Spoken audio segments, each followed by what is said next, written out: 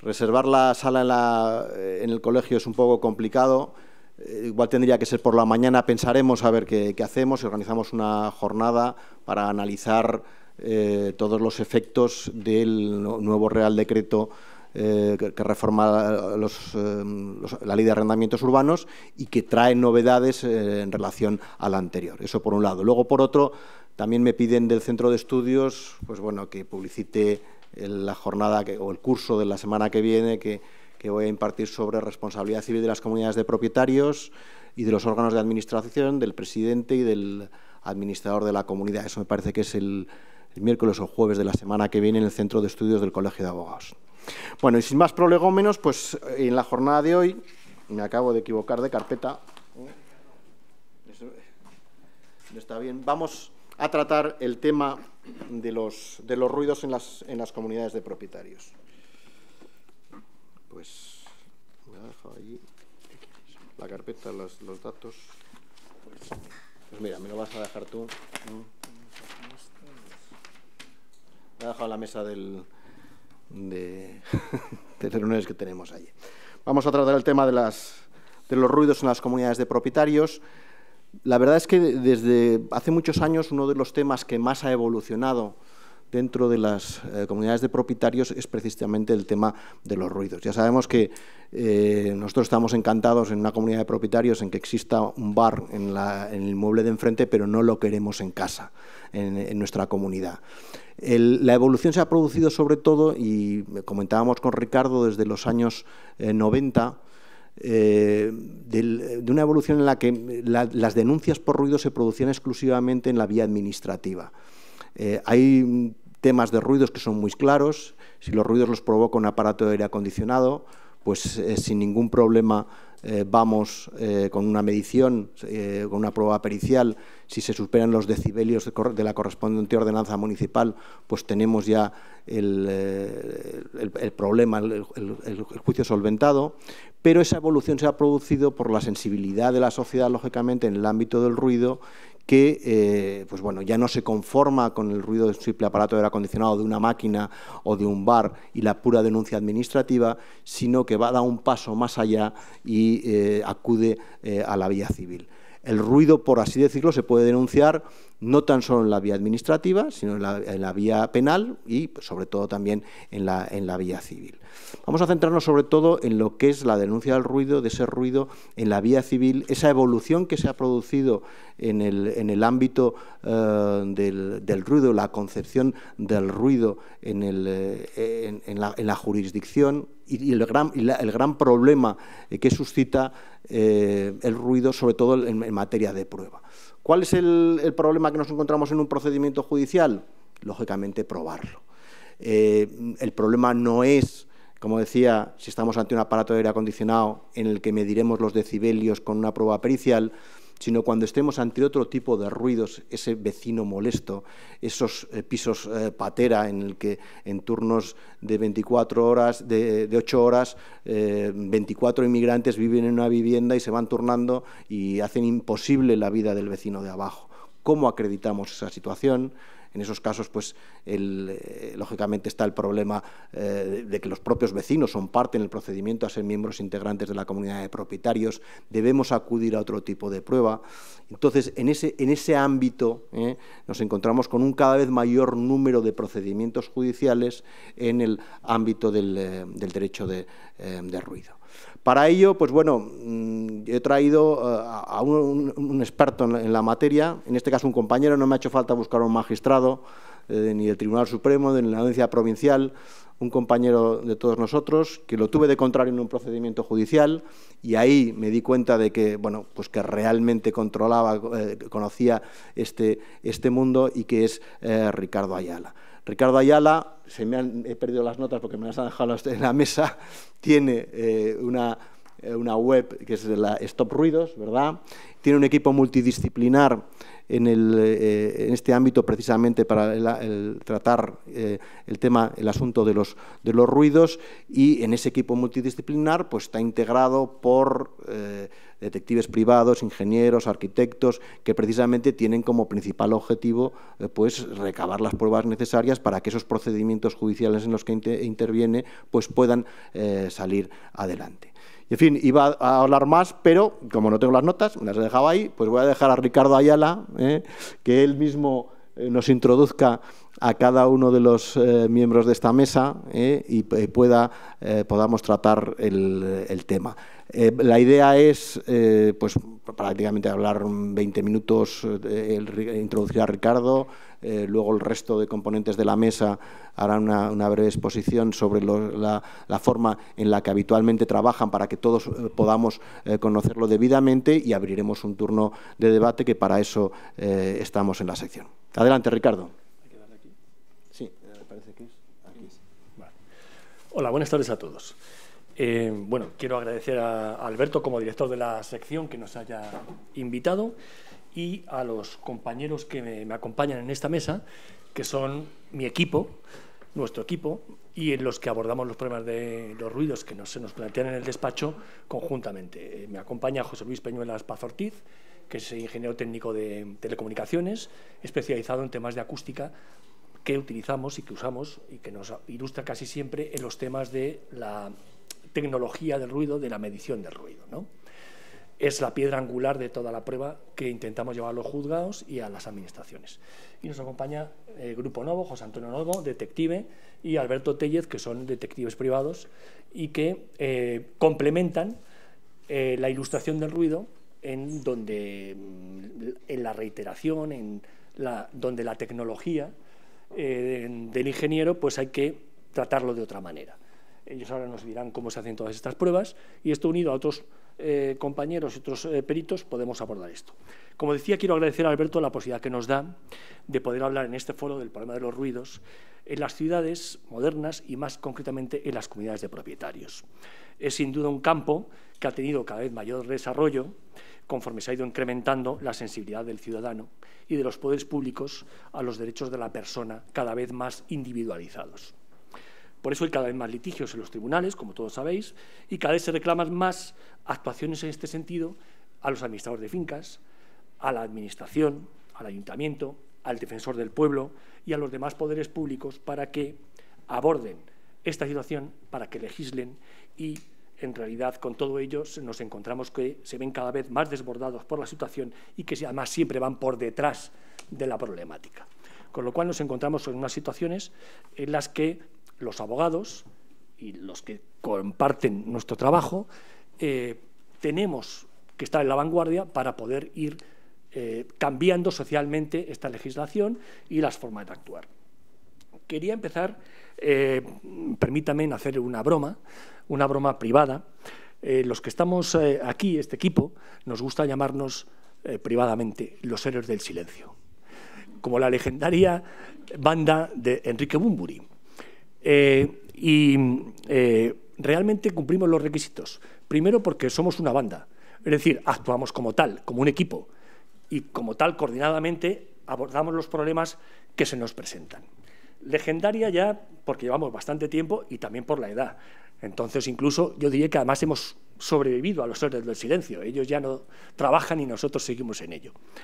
Y, por otra parte, desde luego, humildemente nos sentimos héroes, porque detrás del ruido, socialmente, hay mucho sufrimiento. La gente llega al despacho, llega al ingeniero en algunas ocasiones, o llega al detective, realmente con un problema grave, un problema que detrás de ello, además del problema en sí mismo, está la incomprensión. Nadie cree que pueda ser para tanto que un ruido te machaque tanto la vida, o una persona, o una máquina, o una actividad. Por tanto,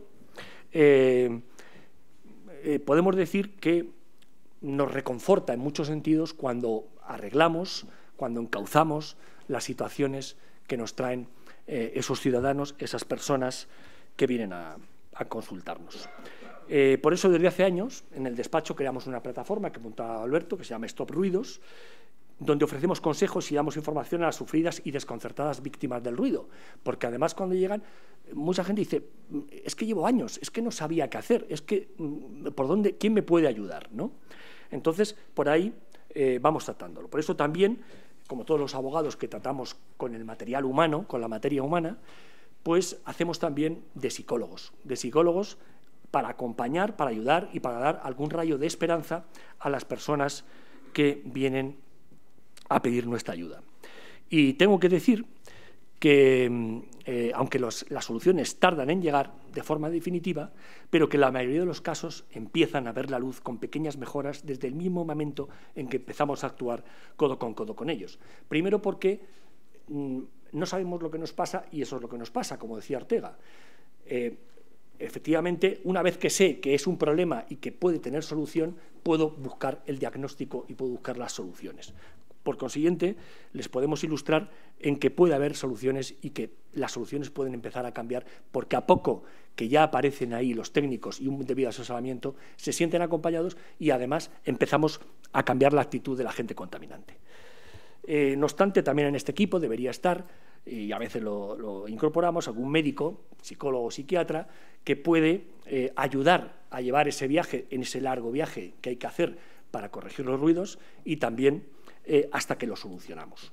Entonces, bueno, en muchos casos también como prueba pericial, que ahora más adelante habla de ella. Y otras veces también un constructor, arquitecto, especializado en temas de materia de aislamiento y construcción del aislamiento acústico, para precisamente ofrecer desde el principio soluciones que a veces son baratas y que son prácticas con poco que se haga y que, sin embargo, pues por desconocimiento de muchas personas, incluso de otros técnicos que no son especializados en esto, pues no se aplican. Muchas veces es una cuestión de buena voluntad entre las personas que están como agente activo y agente pasivo para arreglar el asunto, sobre todo en las comunidades, donde toda responsabilidad y todo se diluye, y la persona que sufre estas consecuencias del ruido. En conclusión, quería decir, con esta introducción, que quiero dejar claro que estamos ante una materia que pide de una especialización, con un equipo que debe actuar coordinado multidisciplinarmente desde el principio del caso para abordar con ciertas garantías soluciones de convivencia vecinal en las comunidades de propietarios y en estas ciudades modernas, tecnológicas, industrializadas, que cada vez estamos más aglomerados. En cuanto a la importancia y la actualidad del tema, yo quiero decir que estamos, compañeros, ante un derecho vivo, un derecho naciente. Podemos decir que, a diferencia de otros temas como la propiedad, la posesión o el matrimonio o otros temas, no tiene tanta novedad, tanto dinamismo como esta materia que ahora estamos trayendo. A mí me gusta llamarlo más que derecho o defensa contra el ruido, el derecho o especializados en derecho a defender el silencio. Porque entendemos por ruido como aquellos sonidos que son no deseados y perturbadores en la vida de las personas. No todo ruido es un ruido antijurídico, es un ruido antisocial, solamente aquel que realmente perturba de una forma continua o más o menos constante la vida de las personas. Digo que es un derecho vivo porque está en construcción por la mayor conciencia social y la mayor apreciación del propio individuo como el silencio, el descanso, el respeto, como un valor personal a defender dentro de los derechos fundamentales individualizados. En los últimos 20 años se está pasando de una excesiva tolerancia social al ruido. No olvidemos que España es el sur de Europa y que somos una sociedad que se nos tacha de ruidosa, y lo somos, pues para que una sociedad ruidosa nos moleste el ruido de otros, ya tiene que haber ruido, ¿no? Y, por tanto, hemos sido una sociedad muy tolerante al ruido. Frente a eso, estamos también ante una situación de una indefensión, por eso mismo, una indefensión adquirida por los usos sociales. Es decir, a una posición en donde el ruido era lo habitual. Es como cuando de pronto se apaga la música o salimos de una discoteca y decimos, oh, ¿cómo he podido estar aquí? Me duele la cabeza.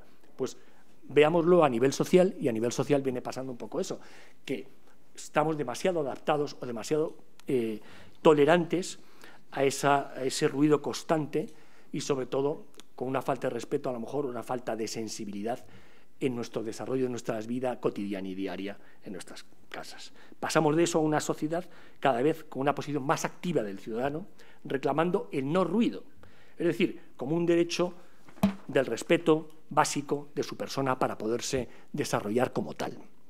Se da la paradoja de que, siendo, sin embargo, un derecho moderno, se basa en la ampliación y adaptación de derechos ya existentes. No estamos inventando nada, pero hay que actualizarlos. Estamos hablando del respeto del derecho, sobre todo los derechos fundamentales que están en nuestra Constitución, en el artículo 18, a la intimidad y a la privacidad de la persona y el domicilio, al libre desarrollo de la personalidad, a la inviolabilidad del domicilio, ahora con una versión más moderna, de las inmisiones, de que nadie entre en mi domicilio, como si alguien entrara en parte de mi cuerpo, en mi espacio, a la integridad física y a la salud, que sin duda los ruidos acaban teniendo consecuencias en la misma.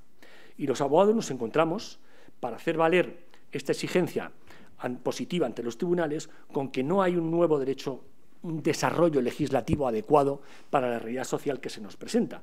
Por lo que, en este sentido, los profesionales tenemos que hacer valer estos derechos positivos ante los tribunales por preceptos arcaicos para situaciones modernas. Es decir, nos tenemos que valer de nuestros Código Civil y de nuestros principios. Y para ello estamos consiguiendo poco a poco un nuevo enfoque jurisprudencial, sobre todo de una forma clara desde principios del año 2000, el 2005, el Tribunal Europeo de Derechos Humanos, aplicando el Convenio de Roma, el artículo 8, viene considerando que la privacidad, la intimidad del individuo es un derecho fundamental que ha de ser respetado por las instituciones y que las instituciones deben hacerlo valer para su defensa. Es el caso más relevante, el caso Moreno Gómez contra el Estado de España, y que va calando, aunque ha costado, hay que decirlo, en nuestro Tribunal Constitucional, que por 2 veces hubo de decirle el Tribunal de Derechos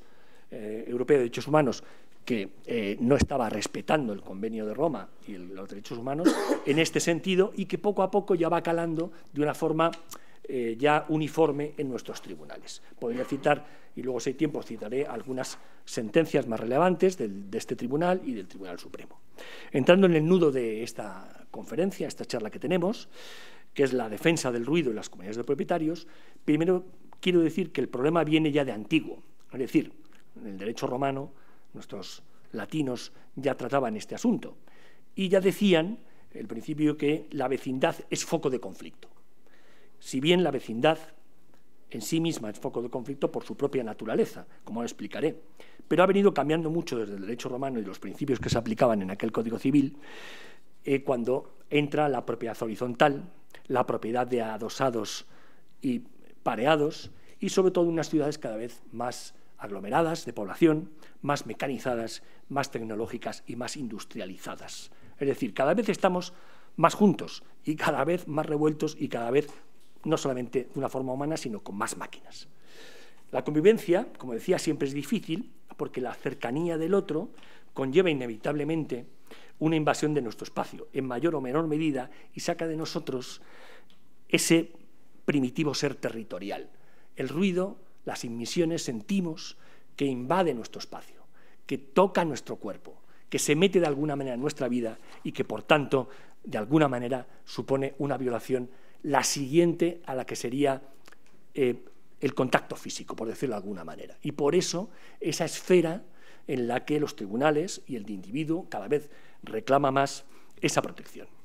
¿Cuántas veces, cuando hemos tenido algún asunto de ruidos, y los compañeros que me acompañan en la mesa han estado conmigo en muchas reuniones, y nos reunimos juntos con la persona que viene a pedirnos consejo y asesoramiento, nos encontramos con que enfrente el vecino o la familia de agente contaminante, la máxima que le dice es: yo en mi casa hago lo que me da la gana.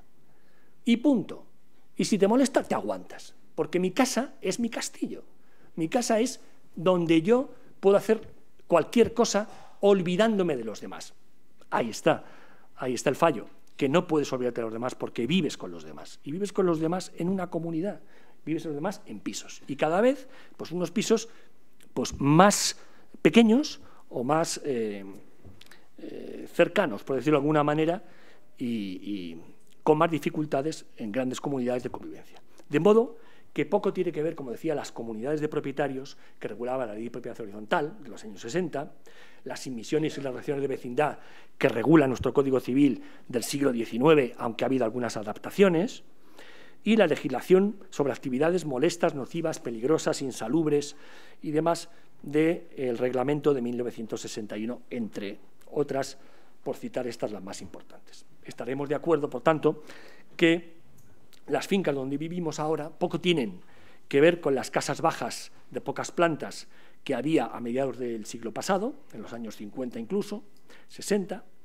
con las corralas que yo y creo que todos hemos conocido, todavía alguna por Madrid, donde la vecindad era, todo el mundo vivía en casa de todo el mundo, básicamente, y conocía su vida y hacía su vida familiar unos con otros, y que todo esto ha perdurado hasta no hace mucho. Ahora, sin embargo, estamos plagados en edificios, plagados de máquinas, que no hace falta decir mucho, ascensores, extractores, antenas, repetidores, eso en las instalaciones comunes, en las propias viviendas tenemos la tecnología más avanzada, el cine en casa, el subwoofer, los juegos de los niños a toda pastilla y al final pues una cantidad de instrumentos y elementos audiovisuales y tecnológicos que son generadores de ruido, tal vez para hacerlos en casas donde no se está preparado para asumir esos volúmenes y donde hay que tener conciencia y autolimitación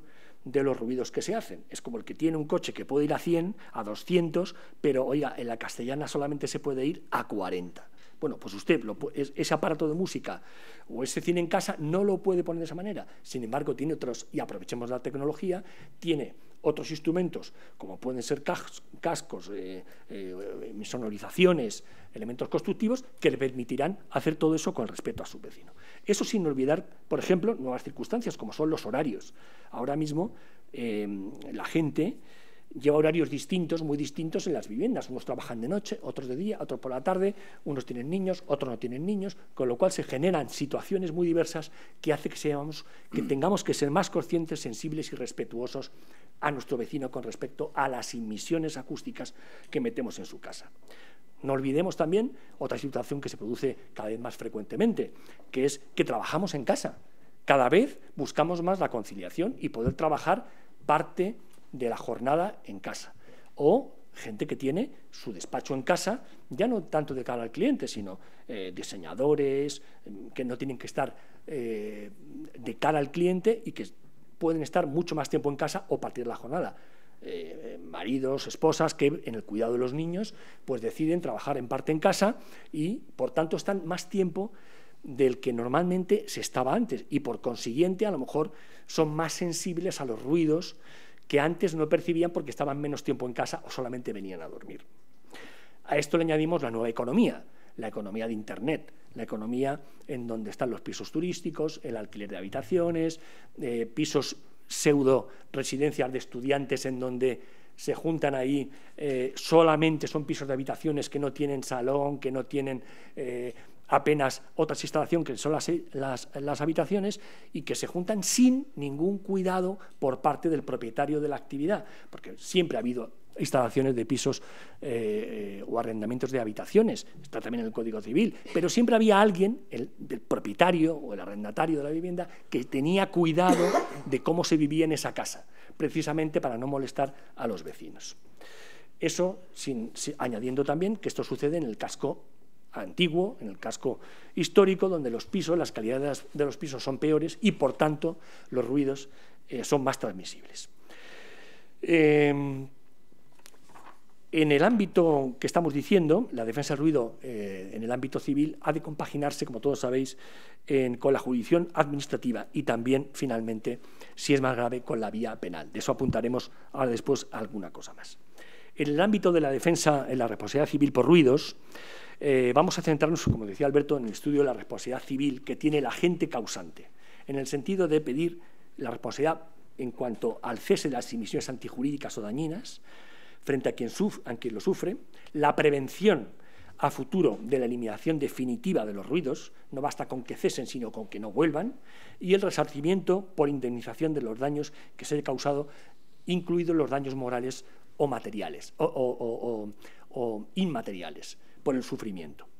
Los vecinos, en el ejercicio de esta acción civil, pueden, como decimos, solicitar, requerir de los tribunales estas acciones. Vaya por delante que en el Código Civil no tenemos una norma general reguladora de las relaciones de vecindad como tal, ni de las inmisiones para limitarlas en la propiedad ajena, ni mucho menos en la propiedad ajena y mucho menos en las vidas ajenas, dejando todo como únicos fundamentos artículos genéricos o más bien abiertos de numerus clausus del Código Civil, cuál es el artículo 500 del Código Civil, que habla de medidas de corrección, de precaución en las construcciones por humos y olores, y la responsabilidad civil de índole general del 1908, 2 y 4 para declarar las responsabilidades por esas inmisiones de humos, cloacas y depósitos de materias infectantes, como dice, en el fundo ajeno. A esto hay que añadir, y para mí es lo más importante en la defensa que podemos ejercer ante los tribunales, los principios generales del derecho que recoge nuestro Código Civil en su título preliminar. Yo me acuerdo que teníamos un profesor muy mayor de Derecho Civil en la universidad que nos explicaba un día los principios generales del derecho civil y nos decía que este título preliminar era lo más importante que había en el Código Civil y que ya lo descubriríamos en el ejercicio de la práctica profesional, porque ahí están las teorías, los principios en los que uno puede darle al juez materia para que aplique la justicia. ¿Y cuáles son esos principios en este caso? El artículo 7.2 del Código Civil, que nos dice, expone la prohibición del abuso del derecho, la prohibición del ejercicio antisocial del derecho, la buena fe de los actos propios en el ejercicio de los derechos, las respetuosas relaciones de vecindad y también la interpretación de las normas conforme a los tiempos y usos y costumbres. Con todo eso podremos construir una demanda y una defensa adaptada a la situación que tenemos.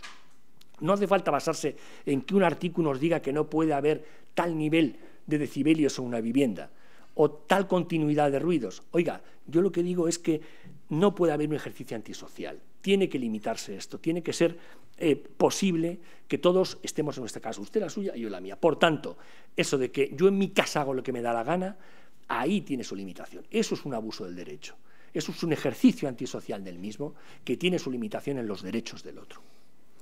Y todo esto hay que añadirle la limitación que ha ido poniendo el desarrollo normativo del derecho administrativo, medioambiental, urbanístico y la jurisprudencia que ha ido desarrollando en todos estos sentidos del Tribunal Europeo y del Tribunal Constitucional.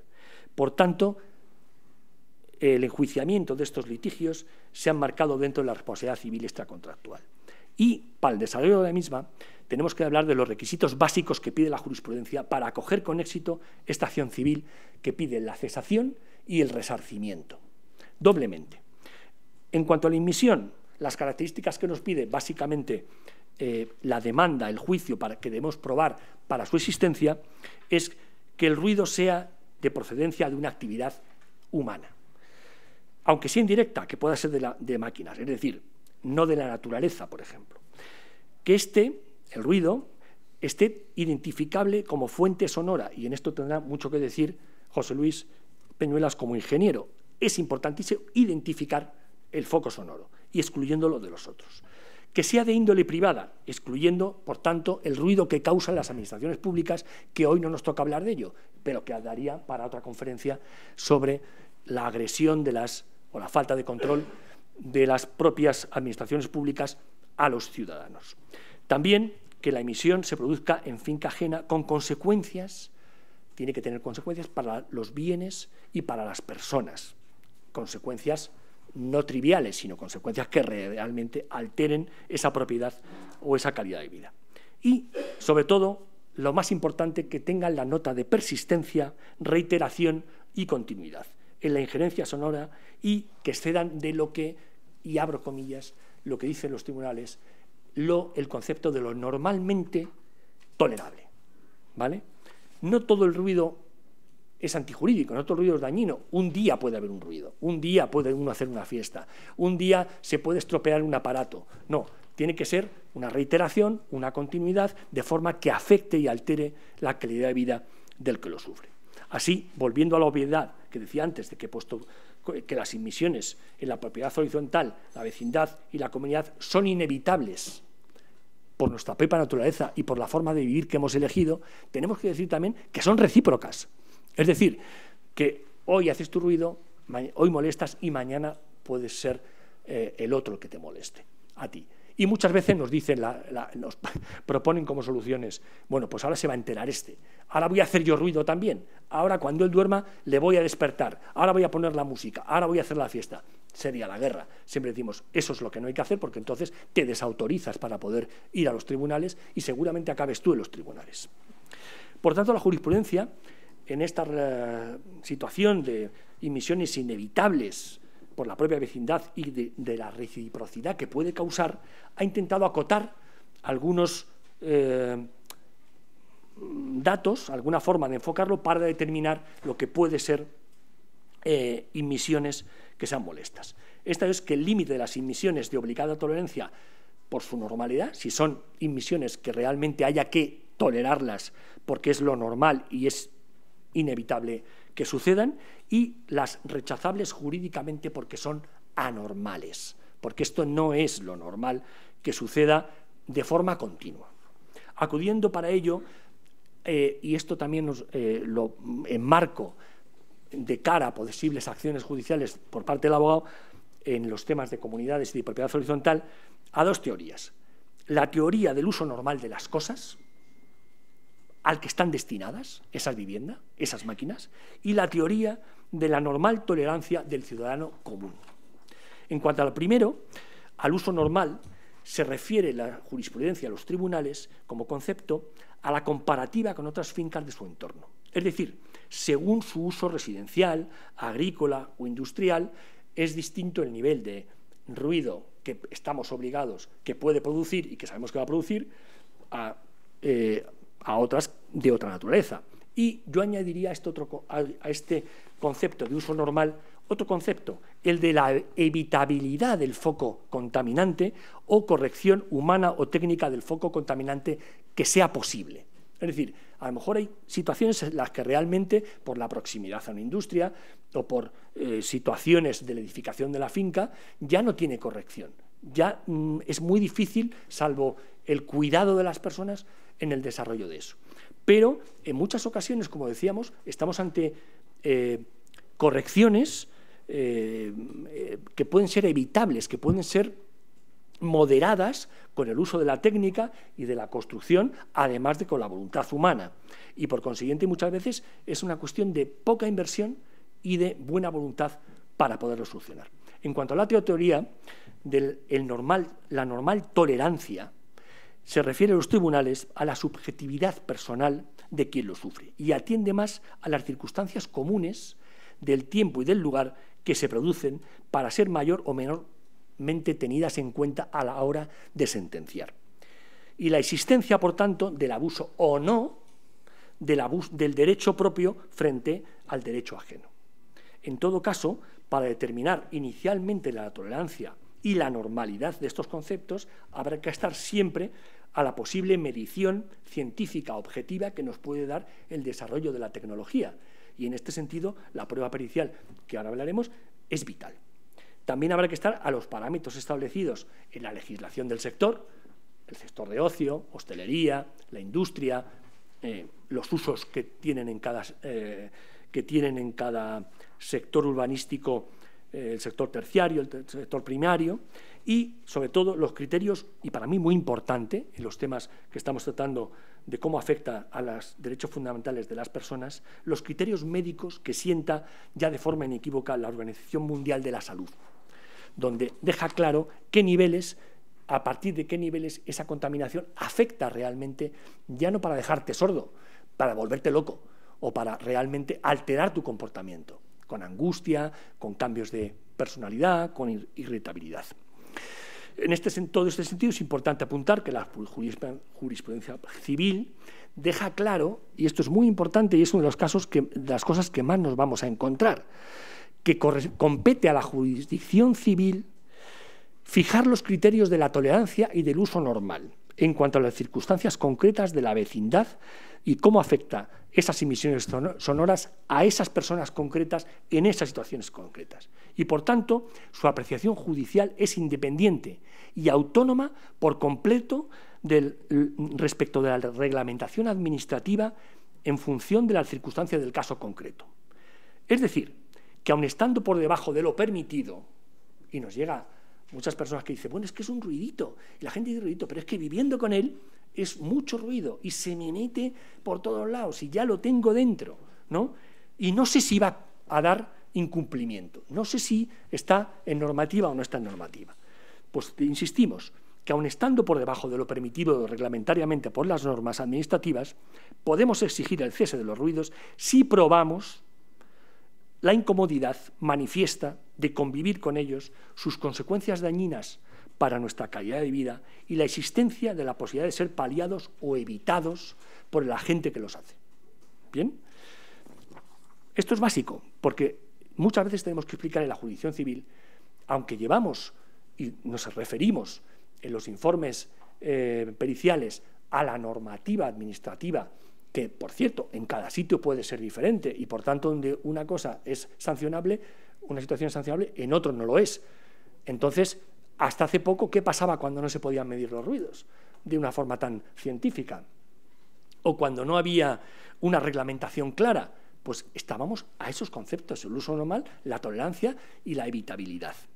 Por consiguiente, tenemos que estar a probar que ese ruido altera nuestra vida. Y esa es la prueba que debemos llevar al convencimiento del juzgado.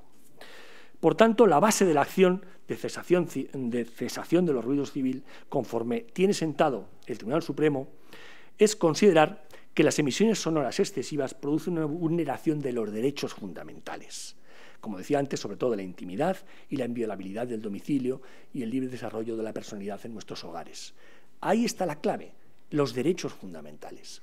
Es decir, el ruido es parte integrante de la salud y del bienestar del ciudadano, y como tal ha de ser respetado por los otros ciudadanos y velado por los poderes públicos, desde la legislación hasta su aplicación directa cuando eso se incumple en las ciudades o con una labor preventiva. A todo esto habría que añadir la Ley Orgánica 182 de protección de la intimidad, precisamente respecto a la inviolabilidad del domicilio, que no está pensada solo para la patada en la puerta y que entre el que quiera o el que pueda, sino que se cuele en tu vida esas emisiones que, aprovecho para decir, que pueden ser ruidos, pueden ser atmosféricas, pueden ser olores, pueden ser vibraciones o pueden ser fuentes de calor. Cualquier emisión, incluso ondas, que ahora nos dirá también Alberto por ahí, las ondas que se pueden colar, electromagnéticas, y que pueden alterar nuestra vida. La acción de cesación puede ejercitarse, y hablo ya un poco de temas más procesales, en conjunción con la acción del resarcimiento del daño o de forma independiente. Está claro que el objeto de la acción es la cesación y la eliminación del ruido, que se da esto de lo tolerable y de lo incómodo. De lo incómodo no como una mera incomodidad, sino de algo que me hace, me obliga, me coacciona a cambiar mi modo de vida por esa injerencia. En este sentido, no quiere decir que ello implique que únicamente la jurisprudencia va a la clausura directa del establecimiento o a la retirada inmediata de la máquina con la suspensión de la emisión sonora, siempre que sea posible que las perturbaciones molestas con la aplicación de medidas correctoras, aplicando criterios de proporcionalidad y equidad, podamos corregirlas.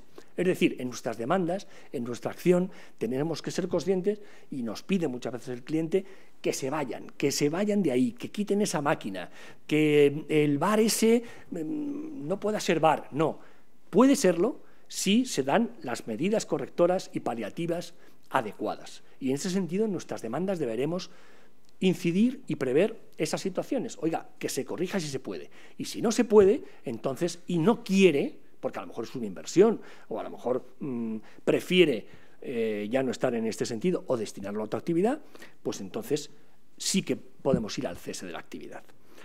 Así lo explica la jurisprudencia. Encontramos resoluciones judiciales en donde por unas veces se opta por condenar al demandado a la realización de unas obras correctoras o insonorización adecuada en un determinado plazo, por ejemplo, 1 mes o 3 meses, y en otras sentencias, en cambio, se obliga a los demandados a proceder a la clausura del establecimiento hasta tanto no realice las obras de insonorización para evitar las perturbaciones acústicas. Incluso hay sentencias que combinan las dos posibilidades. Es importante en este sentido, y también es clave, ahora veremos un poco más, la ley de propiedad horizontal, el artículo 7.2, que va más allá. En el artículo 7.2, y es un artículo que habría que leer entero y desmenuzarlo paso por paso, nos da muchas armas para luchar contra el ruido. Es cierto que es muy formalista. Entonces requiere, porque es muy privilegiado, muy sumario también, es un privilegio que tiene para la comunidad y como tal exige unos requisitos para su utilización, ¿no? El artículo 7.2 de la Ley de Propiedad Horizontal, que va más allá, no, de Ley de Propiedad Horizontal, el 7.2. Antes hemos dicho, es que lleva a equívoco, porque también es el 7.2 del Código Civil, el abuso del derecho. O sea, se han puesto de acuerdo para que sea el 7.2 en los dos sitios, ¿vale? Entonces, este artículo va más allá del mero cierre e impone una indemnización de daños y perjuicios e incluso la privación del derecho al uso de la vivienda o del local por un tiempo que no supere los 3 años. Según la gravedad de la infracción, los perjuicios ocasionados, aplicarla incluso, en algunos casos, la prohibición de residencia de una familia. Y es importante porque él llega incluso a prohibirte o sea, es como una orden de alejamiento. Usted se tiene que ir de esta casa. Usted no puede vivir, no puede convivir de esta manera. Se va y luego ya veremos si vuelve. O deja este negocio y ya veremos si puede volver, ¿no? Entonces, por supuesto, solamente en los casos más graves se aplica a los 3 años. Puede ser 1 mes, pueden ser 2 meses y todo esto. Con independencia, todo ello, de que el local donde se ejerce la actividad disponga de licencia administrativa en regla, como decíamos antes, dado que está limitada la licencia a las relaciones entre la Administración y el sujeto solicitante, pero siempre dejando a salvo los derechos privados de terceros. Es decir, usted tiene licencia siempre que no moleste a tercero o infrinja otras normas o haga un abuso en el uso de ella o un fraude en el mismo. Por tanto, insisto que un negocio puede ser cerrado o limitado por los tribunales de orden civil a instancia de los particulares cuyos derechos lleguen a verse lesionados por este, pues el desarrollo de una actividad, en todo caso, ha de realizarse, como digo, con observancia de las normas y medidas administrativamente requeridas para su ejercicio, pero siempre, insisto, siempre con respeto a los derechos subjetivos y personales y de la propiedad de tercero. En definitiva, la existencia de una autorización administrativa para una actividad no puede llegar a legitimar las emisiones que puedan ser nocivas o molestas, y ya no solamente reglamentariamente, sino civilmente, como venimos diciendo, en el de que el desarrollo de la actividad pudiera derivarse en perjuicios a los vecinos. Voy a distinguir, para ir ya entrando un poco más en la recta final, las distintas situaciones que se le pueden plantear a una comunidad de propietarios en la propiedad horizontal en la defensa de estas emisiones acústicas. La primera es cuando la comunidad de propietarios es la agredida por un tercero ajeno a la finca. Si el bien aledaño, bien porque es un bien aledaño a la misma, hace actividades que producen emisiones ruidosas para la comunidad. Nos estamos refiriendo, sobre todo, a, por ejemplo, el caso más típico, un local de copas, que esté enfrente o que esté en la finca de al lado, una terraza cercana o instalaciones de la finca colindante que en la parte superior pues genera a otros que están a la misma altura vibraciones o humos o ruidos que se meten en su vivienda. Y no están en nuestra finca, están en la finca de al lado. En ese sentido no sería aplicable, como diré, la ley de propiedad horizontal, sino que vamos a acciones previstas en el Código Civil. En esta situación, ya sea la comunidad mediante acuerdo de representación a su presidente, o bien aquel vecino o grupo de vecinos por sí mismos afectados, puede ejercer acciones basadas en la responsabilidad civil extracontractual, fundamentadas en el artículo 1902 y siguientes y en el artículo 590 del Código Civil. El segundo supuesto sería cuando la comunidad de propietarios o alguno de sus vecinos son agredidos por otro propietario o arrendatario integrante de la propia comunidad, bien directamente o bien porque está arrendado ese local o es una vivienda para uso residencial, por un negocio o por personas físicas, como decimos. En tales casos, lo más factible procesalmente es acudir a la acción prevista en el artículo claramente del 7.2 de la Ley de Propiedad Horizontal, teniendo en cuenta, como decía antes, que es un artículo que requiere una aplicación de unos requisitos formales muy estrictos. Y a los abogados que estamos aquí, os diría, mucho cuidado con esos requisitos, porque muchas de estas demandas no prosperan. Y cuando estamos en el otro lado, también como demandados, y nos tenemos que poner excepciones procesales, hablamos de requisitos de procedibilidad que son muy tasados y que tienen que ser muy claros y yo diría que impecables en la aplicación de este artículo 7.2. Por tanto, os recomiendo que el día que hagamos una demanda en este sentido seáis máxima escrupulosidad en la aplicación de estos requisitos. Estos son básicamente que el presidente debe requerir formalmente al propietario y o al arrendatario, de forma clara e inequívoca, de que se va a aplicar el artículo 7.2 por las causas concretas, los daños, las emisiones dañinas que está ocasionando, con las advertencias previstas en este artículo. Y posteriormente, si en un plazo, abro comillas, prudencial, y es lo que dice la ley, este artículo, cómo aplicamos lo prudencial, qué límite de la tolerancia estamos dispuestos a ser prudentes para aguantarlo, entonces dependerá en cada caso concreto, se convocará una junta para aprobar el ejercicio de acciones para el cese, la indemnización, la prohibición de uso de ese inmueble y yo diría también, y apunta el artículo y es muy importante, para pedirle al juez el cese inmediato con apercibimiento de que puede estar incurriendo en delito de desobediencia si no lo acata el agente contaminante, hablamos de casos graves, cualquier otra medida cautelar, apunta, la resolución del contrato de arrendamiento en último término y, como decía, prácticamente incluye una orden de alejamiento. Usted se va a ir de su casa porque no sabe vivir en comunidad, ¿vale? Entonces, todo eso es un privilegio que la ley dota a las comunidades de propietarios y entendemos que lo está haciendo para casos que afectan a mucha gente, que afectan a una globalidad y que son muy claros. Sin embargo, eso no quita que no lo podamos utilizar a casos más pequeños, que afectan a menos personas. El segundo, como decía, alternativamente existe la posibilidad en este sentido, cuando es uno de los vecinos, el vecino molesto, el vecino que sale rana y que lamentablemente, yo digo que las comunidades de propietarios son una maqueta de la sociedad. Y cuanto más grandes, y a veces da igual que sean grandes o pequeñas, tenemos todos los tipos sociales. Y siempre, y todos hemos asistido a alguna comunidad de propietarios como profesionales, pero también como ciudadanos que formamos parte de las mismas, pues nos encontramos la diversidad humana y la diversidad de formas de vida y de ver la vida que tiene cada uno, y los choques que se producen en esas juntas de propietarios, ¿no?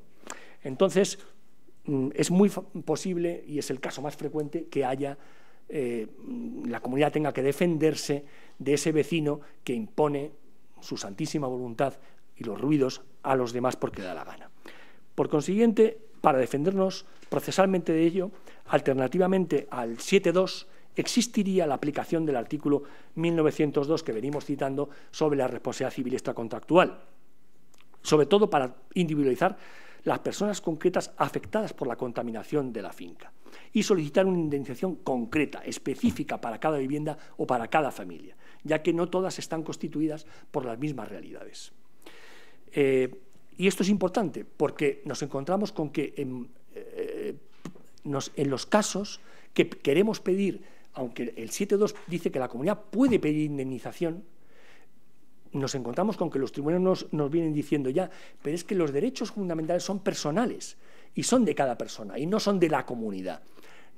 La comunidad no es susceptible de un daño moral o es difícilmente cuestionable que lo sea como comunidad, aunque el acuerdo haya sido tomado por unanimidad de todos los integrantes de la misma o estando presentes o dejándolo muy claro, nos encontramos con que de contrario, y los tribunales tienen serias dudas sobre ello, y es el criterio predominante, el daño moral al derecho fundamental de la persona tiene que ser reclamado por la persona En este sentido, el 1902 nos permitiría hacer la misma acción, todo el grupo comunitario o una parte de la comunidad, y reclamar individualizadamente los daños que tiene cada vivienda. Es decir, a lo mejor hay unos que lo sufren en nivel 1 y otros en nivel 10. No puede ser lo mismo.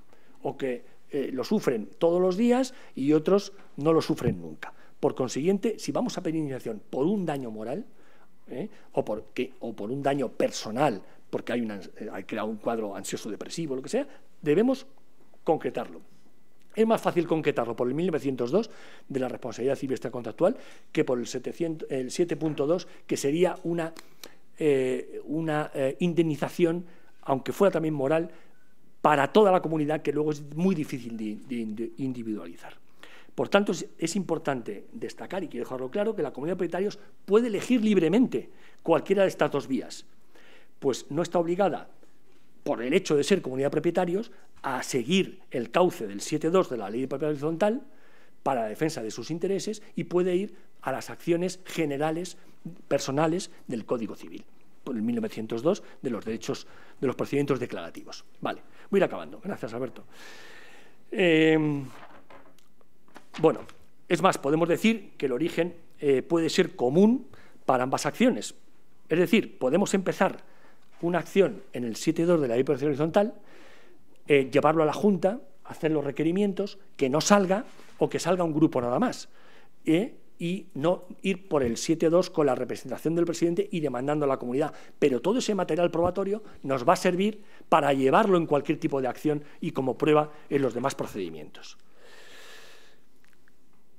Y un tercer caso, que es cuando, y aunque resulte paradójico, estamos hablando de defensa del ruido en las comunidades de propietarios, pero a veces hay que defenderse del ruido de la comunidad de propietarios, que es cuando la comunidad se constituye en agresora de sus propios vecinos, de uno o de unos pocos vecinos, minoría, que se ven afectados por los ruidos que dependen de la comunidad de propietarios. ¿De qué me estoy refiriendo? Una sala comunitaria que deciden hacerlo la mayoría para fiestas o salón social, para dar clases de zumba, o para que sean los recreativos de los adolescentes y ponen futbolines o mesa de billar, o para guardería, porque mientras que los padres están en la piscina, y instalaciones deportivas muy de moda como el pádel, que están demasiado cerca de las ventanas y que la gente no tiene cuidado con los gritos y los balonazos que causan, el uso de los soportales como la zona recreativa de los niños, y el que está arriba, eso es una caja de resonancia, y por tanto esos locales, esas instalaciones, hay que ser conscientes de que el constructor, el promotor, no las hizo para eso, no están preparadas para eso, y sin embargo se le dan unas utilizaciones, unos usos para los que requeriría una licencia, o al menos en el proyecto de obra tenía que haber sido de esa manera. En este sentido, la mayoría acude a la tesis de que el interés mayoritario de la comunidad se impone frente al minoritario, y desde luego eso vulneraría los derechos de las personas en sí mismos. Luego está la falta de mantenimiento, las averías. Con todo esto, la comunidad es un agente agresor de sus propios vecinos, y muchas veces dice, bueno, pues tú te aguantas porque no es para tanto y solamente te afecta a ti. Y en tales casos el afectado tendría dos vías para defenderse de su propia comunidad.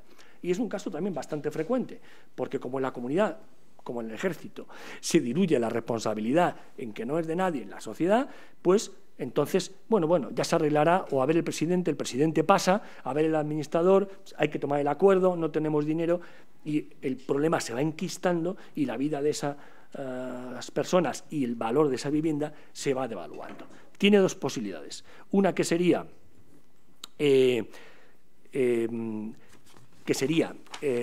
por la impugnación de acuerdos sociales, de acuerdos comunitarios, porque es nulo, porque el acuerdo que se está tomando de no arreglar esa situación, ese foco contaminante, le perjudica, va en contra de sus intereses y no se le está aceptando llevarlo adelante, por lo cual puede pedir el amparo judicial para que ese acuerdo se lleve a cabo, o sea, que el no acuerdo se torne en acuerdo y se le obliga a hacerlo, dotar, por ejemplo, esa sala del aislamiento acústico, o que deje de ser utilizada en tanto no tenga esas condiciones.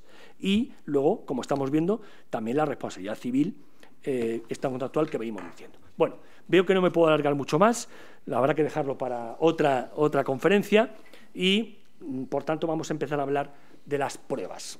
Llegamos a este punto y de las pruebas, más en concreto de las pruebas de los peritos que me acompañan, porque al final el juicio podemos tener razón, hay que saberlo pedir y luego que te la den. Tenemos razón cuando el abogado decide que hay caso, que realmente hay caso, pero hay que saberlo pedir. Y ese saberlo pedir viene con la prueba, y la prueba viene con los peritos. Y en ese sentido, para nosotros, sin prueba, hay veces que no podemos decirlo o tenemos que asumir el riesgo de hacer la prueba durante el procedimiento, pudiendo entrar a los locales o con un perito judicial, pero que en la medida de lo posible siempre intentamos apoyarnos en esas periciales. Y la clave de bóveda del juicio, sobre todo en temas de acústica, en donde podemos aportar también soluciones y tenemos que valorar esa tolerancia, esa incomodidad, la da la medición acústica. Y en ese sentido cedo los bártulos a mi amigo y compañero don José Luis Peñuelas, ingeniero de telecomunicaciones. Gracias, Ricardo. Bueno, como ha comentado Ricardo, soy la persona que suele realizar las mediciones acústicas junto con él y junto con mi equipo. Y voy a comentaros un poco pues, la forma de proceder en la que se hace distintas fases, judiciales, el propio juicio en sí, en el que nosotros tomamos parte, ¿no? En la primera toma de contacto, en la reunión que mantenemos con el cliente, intentamos hacernos una composición del lugar del problema que nos está presentando. Nos hacemos una idea por sus comentarios de horarios, situaciones, en general, lo que sea una pauta de comportamiento de los focos sonoros y del nivel de ruido. Hay ocasiones que es muy fácil, muy sencillo, porque son fuentes fijas, son ascensores, son calderas, son instalaciones, pero otras conlleva, pues, la verdad, mucha mayor dificultad, puesto que se trata de comportamientos vecinales aleatorios que son difíciles de localizar en días y horarios. En esta primera prueba pericial, que proponemos, una vez que ya nos ha comentado el cliente toda la situación, proponemos al cliente, sirve para conocer de manera objetiva dónde se encuentra el problema del cliente con respecto a la normativa de ruido en concreto. Ordenanza municipal, Real Decreto, decreto, etcétera, etcétera. A veces que somos los primeros en intervenir, no hay ninguna actuación más y todavía no está en manos de los técnicos municipales y la Administración no se ha enterado o no se ha dado por aludida. Entonces, esto nos puede ayudar, esta prueba pericial nos puede ayudar a forjar la base de nuestras futuras reclamaciones ante la Administración. Y de la misma manera, esta prueba pericial nos ayuda a poner en conocimiento de los responsables de los focos sonoros, ya sea particulares, vecinos, locales comerciales o de la propia comunidad de vecinos, que a veces es ajena o no se ha enterado de este problema, administrador de fincas, el presidente de la comunidad, etcétera. En otros casos, en otras ocasiones, el caso ya está en manos de la Administración, incluso los técnicos municipales ya han hecho alguna medición que nos pueda servir de referencia. Todos sabemos de la lentitud que los pasos que da la Administración.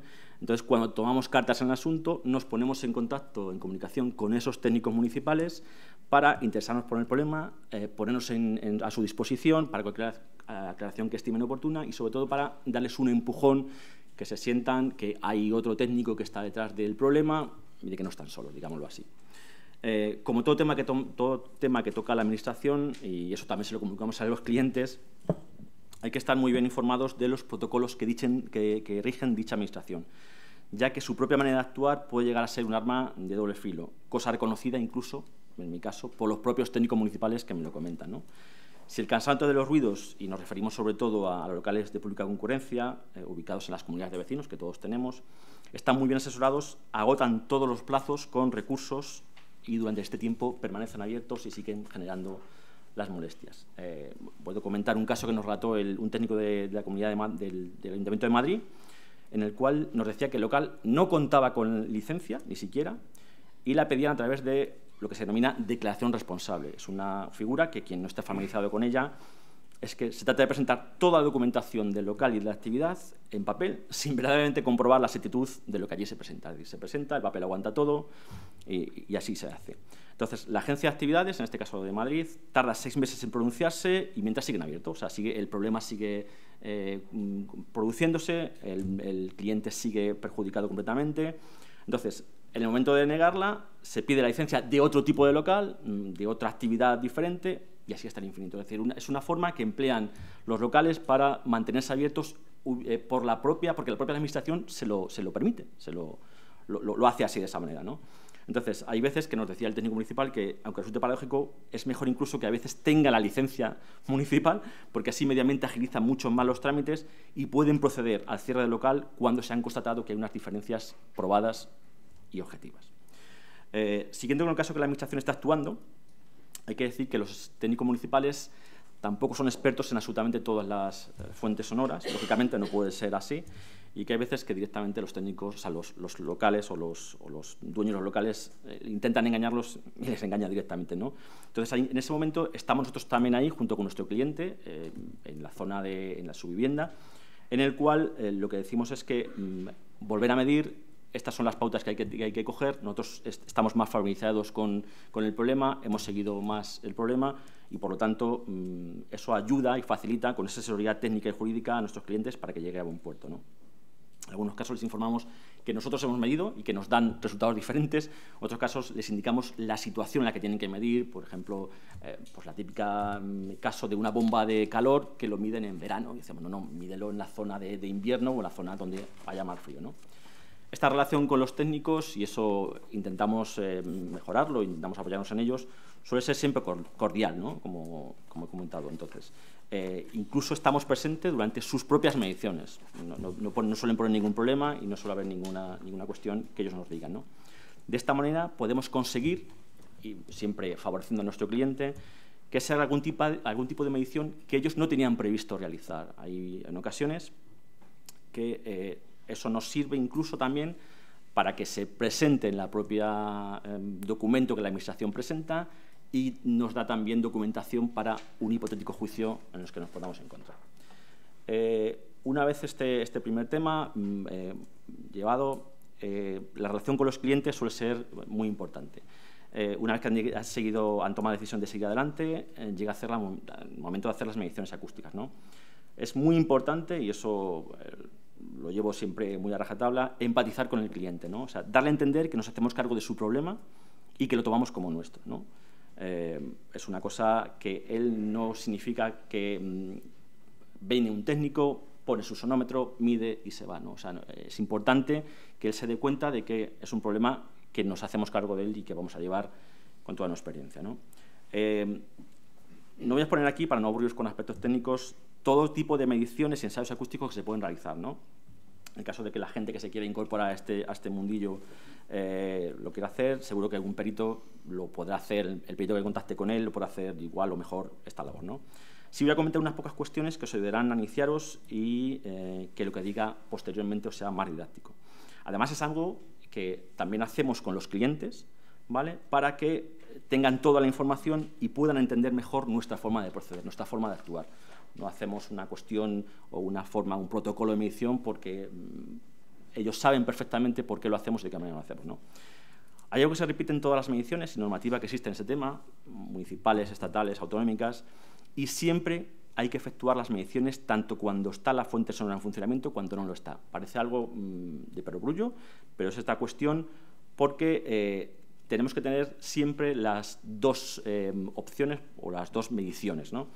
Esto, cuando la fuente de funcionamiento no está en funcionamiento, se denomina ruido de fondo, ¿no? Esta es la prueba para constatar que el ruido que estamos midiendo provenía efectivamente de la fuente de ruido que ha parado. Un ejemplo muy gráfico que siempre pongo es el ruido que genera una discoteca o cualquier local de pública concurrencia, que además que se mide durante un tiempo. Nuestras mediciones son entre 3-4 horas, o sea, estamos todo el rato en la casa del cliente, y cuando se constata que se ha cerrado es cuando se procede a la medición del ruido de fondo.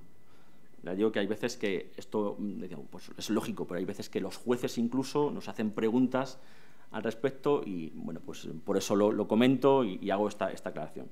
Otra cosa importante que hay que reseñar es algo que todos hemos oído alguna vez y hemos conocido, que es la palabra decibelio. Es la palabra clave, es la unidad de medida del nivel sonoro, que siempre va a aparecer siempre en todos los informes.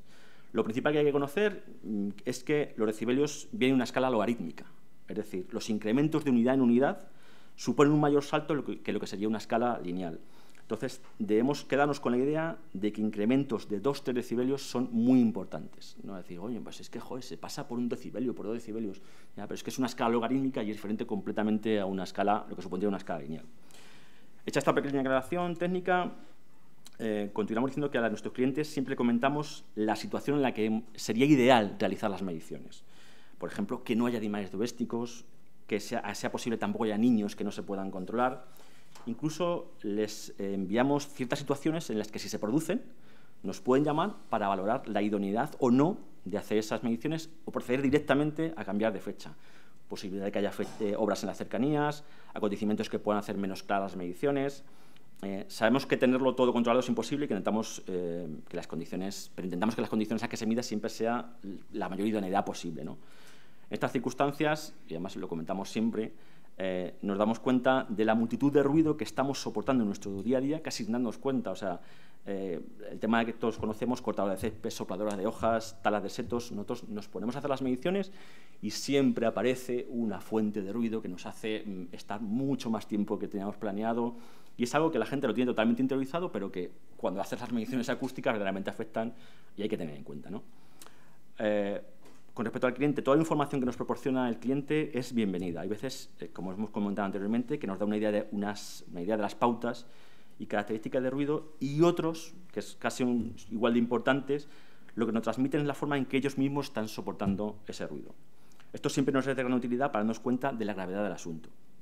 En ocasiones nos dicen que toda la familia lo está sufriendo y que los niños están desarrollando, o los menores están desarrollando, sin saberlo, porque ellos no entienden de estas cuestiones, cierto tipo de fobias. Entonces, esto nos dice que realmente el problema es grave y que no se trata de algo individual y personal, de afección solamente a un individuo y de este tipo de cuestiones. Otra vez directamente nos dicen que les afectan solo a ellos y que el resto de los que allí habitan allí lo perciben, no lo perciben, o no le molesta, o que pueden vivir perfectamente con ellos, con lo cual, bueno, nos indica que la situación no es tan grave y que es de una persona en particular, ¿no? Ellos, y además siempre ocurre en estos casos, nos dejan acceder a la intimidad de su hogar, ¿no? En una situación muy complicada para su propia familia y en multitud de ocasiones también pues suele ser en periodo nocturno. O sea, nosotros entramos en su casa a las 12, a la 1, a las 12, a las 3 de la mañana y nos dejan pasar porque saben que podemos solucionar el problema, ¿no? Tal llega a ser la relación con el cliente que hay veces que incluso nos dejan las llaves de sus casas directamente y accedemos a ellas sin que ellos estén presentes. Hay que recalcar que esto siempre se hace cuando el foco de ruido está muy claro y no vamos a necesitar de su presencia para consultar dudas con respecto a dicho foco de ruido. En ocasiones, desgraciadamente, esto se produce porque el cliente está tan sensibilizado con el problema que prefiere no estar presente, prefiere desentenderse de la situación, ya que eso le crea una ansiedad adicional y prefiere no pasar por ello, ¿no? Es un caso que tenemos, además, bastante reciente, de una peña de fútbol colindante a una vivienda, en la que decide directamente darme las llaves de su casa y dice: José Luis, entra tú solo, pasa tú solo y yo me voy fin de semana a pasarlo lejos a un hotel porque no puedo soportar otra vez esta situación de los partidos de fútbol y de la peña y actuando y haciendo ruido, ¿no? Hemos comentado que al principio una de las principales labores del técnico es tratar de objetivizar la molestia que nos están refiriendo, nos están informando. Los clientes nos tienen que ver, y de hecho nos ven, como alguien que va a tratar su problema con la máxima objetividad posible y profesionalidad. Si alguien de su familia le dice que el ruido no es tan molesto, pues seguramente no se lo va a tomar tan en serio como si se lo hace un técnico cualificado. Y es, como ha comentado muchas veces, o alguna vez Ricardo, actuamos de alguna manera como terapeutas, ¿no? Hay veces que en propios casos hacemos unas mediciones, el cliente se da cuenta del nivel de ruido que dice él estar soportando, lo comparamos con el nivel de ruido de fondo, él ve lo cercano que está y él mismo se da cuenta diciendo: me he obsesionado. O sea, está claro que si hay tan pequeña diferencia entre lo que yo oigo y lo que cuando dejo de oírlo, no puede ser tan problemático y no puede ser tan importante, ¿no? Esto es el mejor de los casos, no siempre ocurre. En otras ocasiones, aunque lo constates que no hay variación de nivel entre la fuente de ruido, que lo que nos está diciendo, y el ruido de fondo, aunque le demuestres los datos y objetivamente se lo presentes, no son capaces de salir de esa situación y siguen manteniendo que el ruido es insoportable y que no pueden vivir con él directamente. En estos casos, mi teoría y nuestra política es: hay que ser muy directos y decirle que no puede llegar a más y que nuestra intervención termina ahí. O sea, hay veces que se lo toman mejor, otras veces peor, pero se prefiere ser claro que no marear la perdiz y hacer perder el tiempo y dinero al propio cliente. Una vez que ya se han realizado las mediciones, se han tenido claros, se han obtenido el informe, se ha presentado el informe, se presentan los datos de una manera conjunta, junto con el abogado y, por supuesto, el cliente, para transmitirle los resultados de la misma y lo que se deducen de dichas mediciones. A partir de ahí, pues la comunicación es directa, teléfono, email, mensajes. En nuestro caso, tenemos reuniones todas las semanas para tratar temas nuevos y los asuntos pendientes, toda la información que se va recopilando de asuntos pendientes. Todo es compartido por todos los miembros del equipo para tener la información más completa posible en cada caso. Pueden ser cuestiones puramente técnicas, en las cuales me encargo yo casi el 90% de las cuestiones, como pues, el informe de contras periciales, contestación a la demanda por la otra parte, bueno, y hay incluso correos del cliente que nos manda uno y otro para que todo el mundo estemos informados. Una vez se ha pasado a la fase judicial, se ha presentado la demanda y hay contestación por la parte demandada, se pasa a una parte muy importante, que es la preparación del juicio. Se hace una recopilación de toda la información, tanto técnica como judicial, que se ha manejado durante todo el proceso y se tocan los puntos más importantes en los que debería estar sustentada la demanda. Se hace en especial hincapié en los puntos fuertes y se intenta afianzar en puntos que, mediante contestación de la demanda, se sabe que van a usar la otra parte para debilitar nuestros argumentos, ¿no? Llega la parte, digamos, en la cual se pone toda la carne en el asador, que es la defensa del informe pericial en sala, ¿no? Y llegamos al día del juicio. Se ha de decir que, desgraciadamente, casi todos los jueces están bastante fuera de juego en este tema. Es lógico. Se trata de un campo muy especializado y ellos no pueden tener experiencia en todos los casos y asuntos que les llegan a su sala. Además, se ve perfectamente, se percibe perfectamente aquellos que han tenido casos parecidos y ya tienen una cierta información, aquellos que son totalmente neófitos y están muy perdidos y que verdaderamente no saben lo que le estás hablando y lo que estás comentando. Por mi experiencia de tantos años de estar presentes en juicios, hay dos tipos de jueces. Uno de los que se ciñen 100% a el informe técnico presentado por los peritos judiciales, requeridos por la propia sala.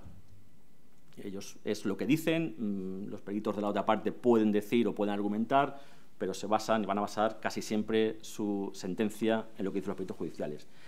Y otros que, digamos, que empatizan por algún motivo con alguna de las dos partes, ¿no? La demandante y la demandada. Bien con el generador de ruido, porque ellos están viendo que están poniendo medios para solucionar el problema y para alargar el problema, o bien por la parte afectada, la que está soportando el nivel de ruido, porque la cosa ya es especialmente sangrante. Hay algunos jueces, en un caso muy reciente, en el que me decían, verdaderamente llegan a soportar ese nivel de ruido, en este caso era en fachada, en el exterior, y ahí le tienes que decir, explicar si estos niveles son perfectamente, se pueden conseguir con unos sistemas de reproducción sonora importantes, porque él no llega a saber esos niveles de decibelios que nosotros estamos presentando verdaderamente a lo que se ajusta. Entonces, ahí está el técnico para comentarle y aclararle todas las cuestiones, ¿no? Aún así, nos encontramos con sentencias que, aunque den por reconocido el problema, no le dan suficiente valor al periodo de padecimiento del afectado, es decir, del tiempo que está soportando ese nivel sonoro hasta que se arregla el problema, ¿no? Y solo se tiene en cuenta de si el problema está solucionado o no a fecha del juicio. En cuanto a los abogados, nos encontramos, pues como bien sabemos todos, pues de la misma manera. Hay abogados que tienen bastante experiencia en el tema de ruidos y otros que son pues, más neófitos, como en todos los casos, ¿no? Hay alguna parte importante también que cuando se ha llegado a esta situación, a la acción judicial, siempre, casi siempre suele haber informes periciales de la otra parte y sus técnicos obviamente también están llamados a declarar. Como en todos los campos, hay veces que existen divergencias muy profundas en cuanto a los resultados que se obtienen y en los que incluso hay careos entre los peritos. Esto normalmente suele ser algo muy común en juicios de penal, pero no del todo descartable también en juicios con los que más nos metemos nosotros, en juicio de civil. También se da cuando hay una cuestión en la que hay declaraciones totalmente contradictorias y dice el juez, no, oye, presentaros aquí, debatir entre vosotros tu argumentación, y para que se haga una cierta idea de por dónde va el asunto, ¿no? Hay veces que es al revés, ¿no? Hay veces que hay una colaboración muy directa entre los peritos de ambas partes y que incluso el juez estima que se deben hacer nuevas pruebas periciales conjuntamente, que estén presentes los dos técnicos y que luego muestren cada uno sus conclusiones al tribunal. En el caso del perito judicial, que es el perito que el juez designa para realizar otra prueba adicional más, La mayoría de las veces suele ser también una relación muy estrecha. Siempre intento estar presente cuando se realizan esas pruebas periciales en casa del cliente. Y además que incluso hay veces que repiten mis mismas mediciones y en los mismos sitios en donde nosotros nos hemos movido y hemos realizado las mediciones. Toda esta charla pues, se intenta ser un resumen de nuestras situaciones que conjunto con el abogado se realizan, pero aún así hay veces que los trabajos propuestos no son posibles de ejecutar, no hay opción de hacerlos. Hay ocasiones en que es imposible encontrar una pauta temporal en el tiempo, en los horarios, que haga factible dichas mediciones, ¿no? En otras, incluso, es posible, se hace, se realiza, pero se trata de complementar nuestras mediciones con otras aportaciones de otros componentes del grupo y del equipo que constituimos. Es en el caso del detective, que se puede presentar grabaciones, vídeos, que lleguen donde los técnicos acústicos no podemos llegar. En nuestro caso contamos con la colaboración y el trabajo de José Antonio Novo, que él mismo nos procederá a contar y a informarnos. Vamos un poquito justos de tiempo, 10 minutos cada uno, ¿eh? Nos hemos ido un poco... Gracias, José Luis. Bueno, yo no les voy a hablar de leyes ni ordenanzas municipales ni de estas cosas. Yo les voy a hablar de la legalidad de la prueba que presentamos los detectives y de algunos casos prácticos. Como bien saben, el detective privado está regulado por la Ley 0514 de Seguridad Privada y dice literalmente obtener y aportar información y pruebas sobre conductas o hechos privados que afecten al ámbito económico, laboral, mercantil, financiero y en general a la vida personal, familiar o social, exceptuando la que se desarrolle en los domicilios o lugares reservados. Por otro lado, la Ley de Enjuiciamiento Civil, en su artículo 265, otorga una relevante importancia a las pruebas e informes emitidos por los detectives. Y el Tribunal Supremo dice que el detective privado, como testigo privilegiado en todo procedimiento judicial, siendo un medio de prueba dotado de exclusividad. También la Agencia de Protección de Datos tiene algunos dictámenes a favor de los detectives colgados en su página web en que nos favorecen siempre.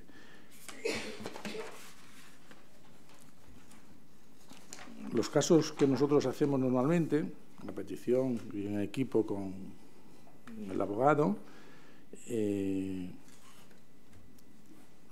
cuando nos exponen el motivo, nos personamos en el lugar de los hechos, examinamos la zona y hacemos un proyecto que se lo presentamos y él lo acepta o no lo acepta. Normalmente lo acepta y si el cliente da el ok, pues se pone en marcha.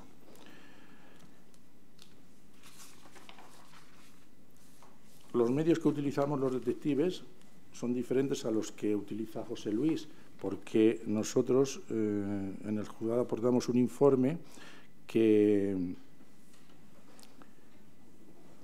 no medimos un tiempo concreto o sea, no estamos ahí 10 minutos o media hora y medimos los ruidos durante esa media hora, sino que durante 15, 20 días, un mes, estamos presentes de alguna manera en ese lugar y grabamos todos los ruidos, no los decibelios, sino los ruidos, y a la vez que grabamos con vídeo el habitáculo con el fin de que nadie contamine esa sala y todo lo que se grabe se pueda demostrar luego que procede de los ruidos provenientes del vecino, o de la terraza del bar o del bar de copas o lo que sea.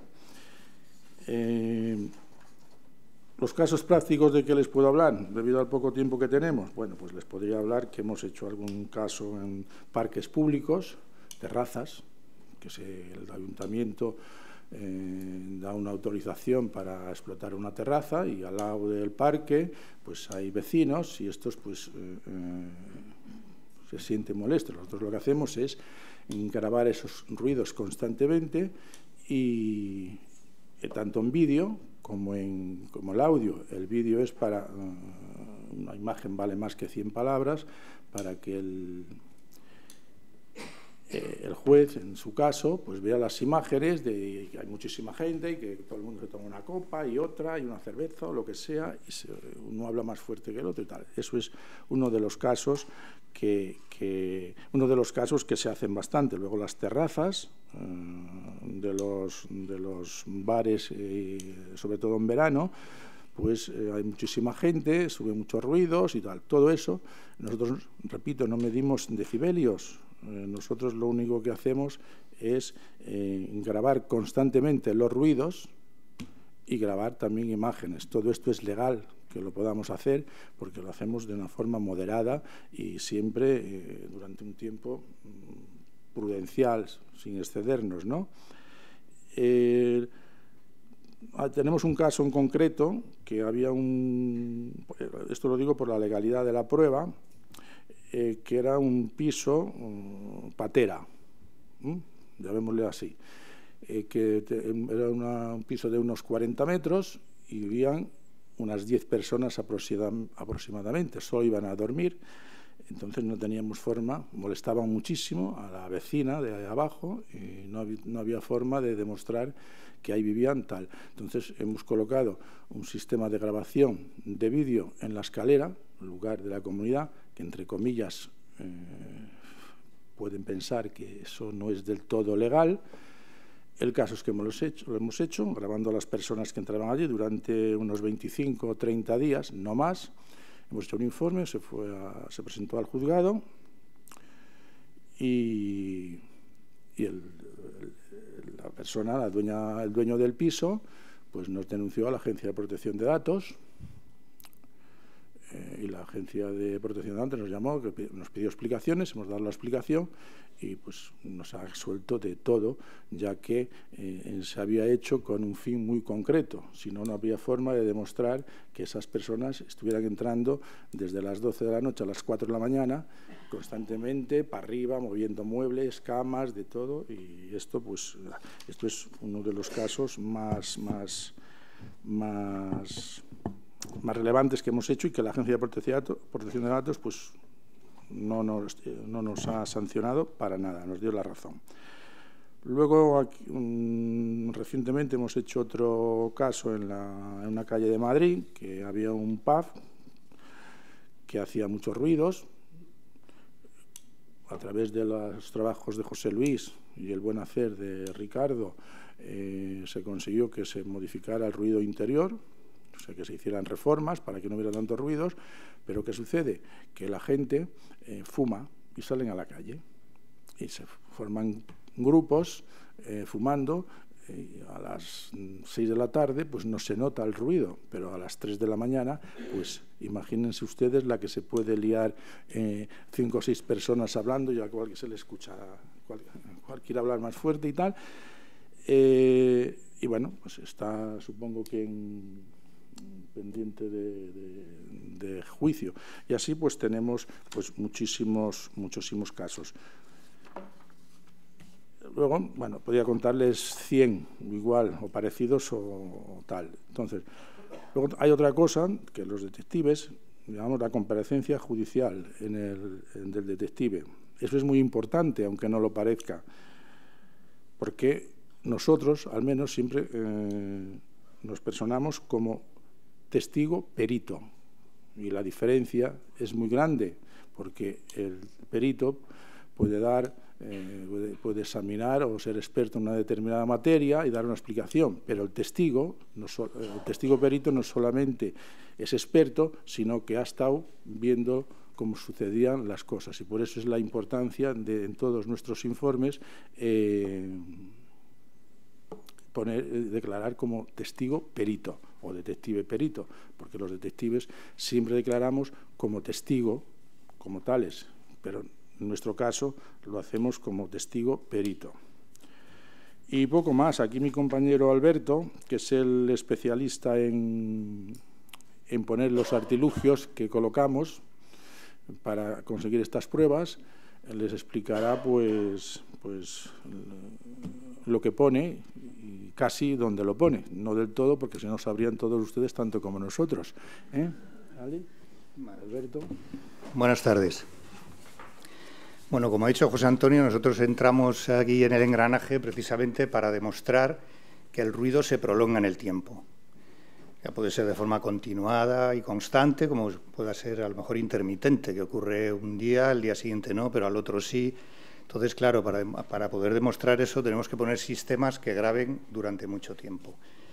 Grabamos tanto audio y en muchísimos casos, en casi todos, vídeo.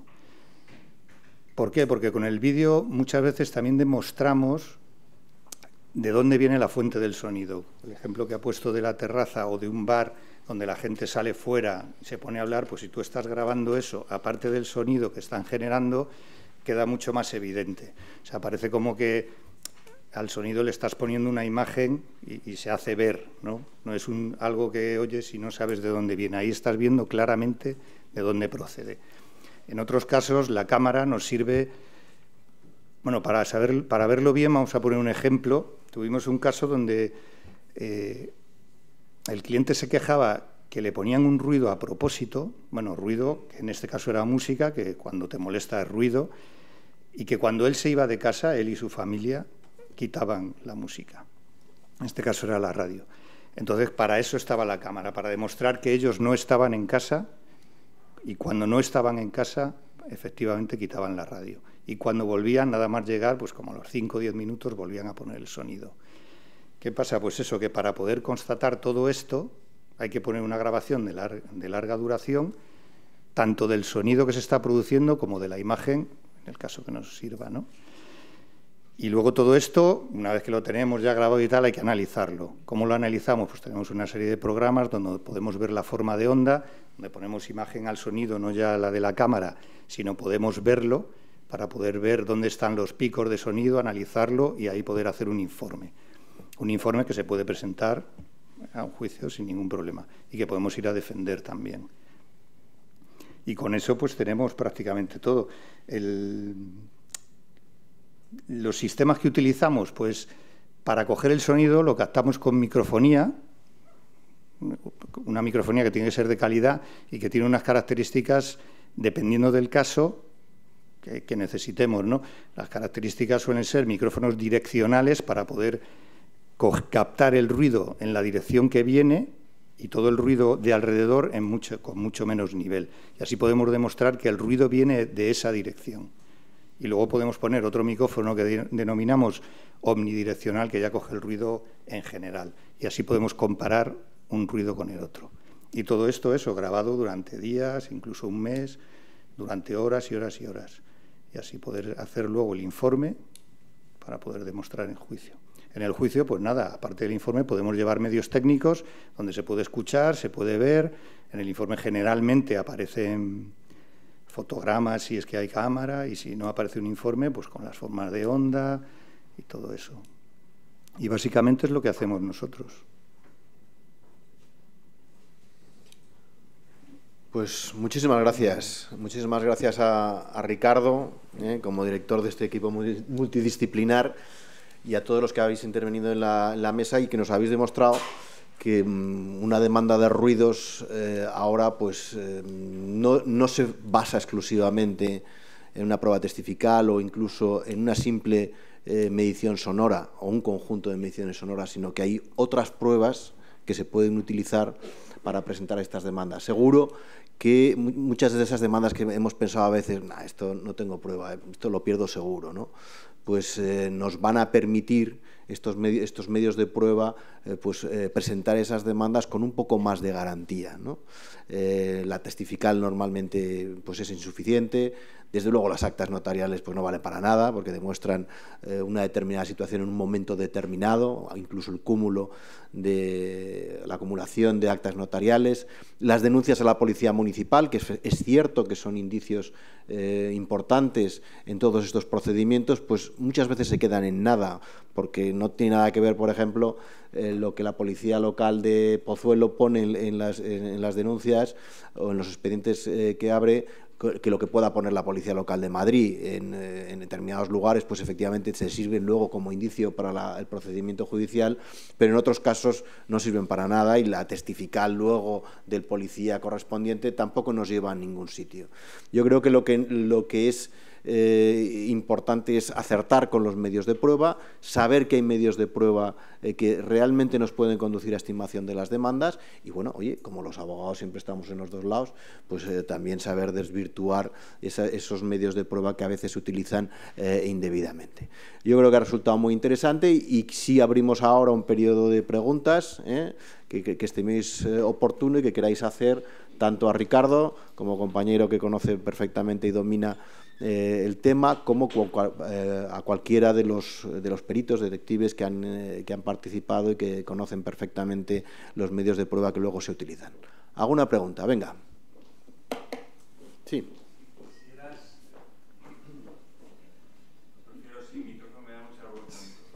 Bueno, yo creo que se oye perfectamente. Quería consultar, por favor, qué valor tienen las normas de convivencia que tienen a veces vigente algunas comunidades de propietarios, que precisamente regulan de manera más o menos extensa. Pues un valor decorativo, básicamente.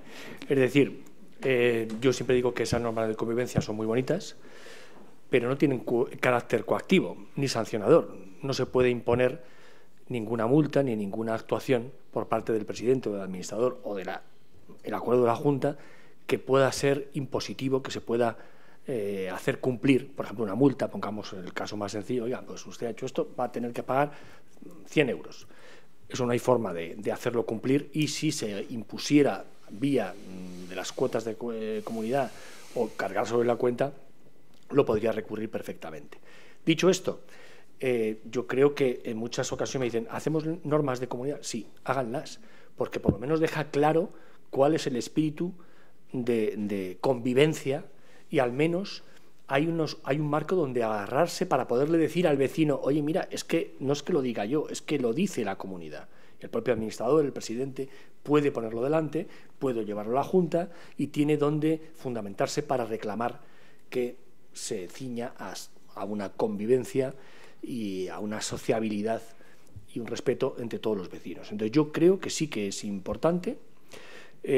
Enlazo con esto con el tema que puede convalidar el decreto nuevo de los arrendamientos de los pisos turísticos, que va a pedir unos quórum de que el 70%, una determinada cantidad de propietarios de cuotas y de personas esté en contra de que se pongan, ya no la unanimidad.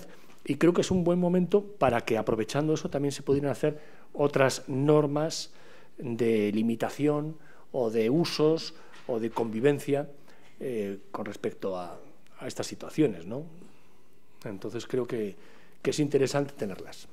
Desde luego, lo que acabas de decir es muy interesante, las actividades, los apartamentos turísticos, a lo que, por cierto, ya le dedicaremos la próxima jornada, porque es una de las grandes fuentes de molestias que hay. La reforma va dirigida, si finalmente se convalida, bueno, ahora está en vigor, exclusivamente a los apartamentos turísticos. Ampliarlo a otras posibilidades, pues bueno, se puede dejar ahí, ¿no? Pero de momento no va más allá. ¿Alguna pregunta más?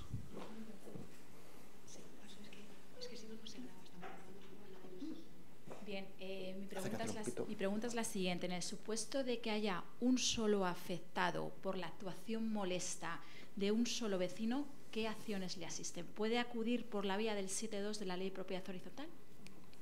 Te agradezco que me hagas esa pregunta. Gracias. Porque en unas cosas que se me quedaban en el tintero. A ver, la respuesta es sí, aunque es un caso excepcional y a lo mejor puede acudir y se recomendaría más bien por la responsabilidad civil extracontractual, por las acciones personales del Código Civil del 1902. Hay jurisprudencia que dice que si ese vecino afectado por otro, una actividad molesta, de lo que sea, pide el amparo del presidente vía 7.2 y de la Junta y no le hacen caso, él puede accionar vía 7.2 una vez que demuestre que ha ido a pedir el amparo de esos órganos comunitarios. Dicho esto, yo no lo recomendaría, porque ¿para qué? Si tiene otras posibilidades de acción, ¿no? En muchas ocasiones nos encontramos con que efectivamente cuando afecta de un vecino a otro vecino, la comunidad se desentiende y dice, no, tú búscate la vida, demanda tú por tu cuenta y ya veremos si lo consigues, porque no queremos tomar partido por nadie. En ese sentido, como ya apuntaba yo antes, sí recomiendo que, no obstante, el vecino que está perjudicado, aunque sea solamente por una actividad, imaginemos una mascota, o porque pone música, o el cine en casa, que está solamente con la pared colindante, que lo lleve a la Junta de Propietarios, que lo lleve al presidente, que lo lleve al administrador y que lo trate en junta. Porque todo eso es... Yo siempre digo que hay que hacer todo lo que pueda hacer para evitar ir a los tribunales. Y si tiene que ir a los tribunales, que vaya con todo el camino recorrido para poder decir en la demanda al juez, no me queda otra. Y como no me queda otra, que se actúe cuanto antes y que se cargue la responsabilidad indemnizatoria y de costas a la gente que no ha hecho caso. Es más, luego podrá traer a la comunidad de propietarios, administrador, presidente u otros vecinos, o las actas de junta donde ha tratado el problema y le han dicho, mira, pues está muy bien, sí, lo hemos oído incluso, pero eso es cosa tuya. ¿Vale? Entonces, después tendría que acudir por la vía del 1902, ¿verdad? Sí, acciones declarativas, procedimiento ordinario. Como bien decía Ricardo, el 7.2 no es un precepto muy utilizado en estos temas, aunque parezca mentira. ¿Por qué? Pues porque lamentablemente las comunidades de propietarios son muy egoístas y si a mí no me molesta, yo paso olímpicamente. Entonces, el vecino que sufre las molestias es el que tiene luego que actuar, ¿no? Y cuando la comunidad, como dice Ricardo, desde luego hay que proponerlo en junta. Cuando no encuentra la respuesta de la comunidad, tiene que ser él mismo el que actúe contra el propietario molesto para directamente, por vía del 1902, conseguir. ¿También se demandaría a la comunidad de propietarios? No, contra el causante del daño. ¿De responsabilidad civil y de costas? ¿Cómo se les puede...? No. Sería imposible. No, se demandaría al causante del daño porque el que por culpa o negligencia origina un daño está obligado a reparar el daño. Sería el demandado exclusivamente. Y luego una segunda pregunta. Sí. No, cosa distinta es que sea la comunidad la que hace el ruido, porque una puerta a un garaje o todo esto, entonces sí demandas a la comunidad. Pero la pasividad de la comunidad, por no haber ejercido el 7.2, no hay esa responsabilidad, porque ya puede ejercerlo su derecho. Pero ¿en qué caso concreto? ¿En una instalación o un vecino molesto?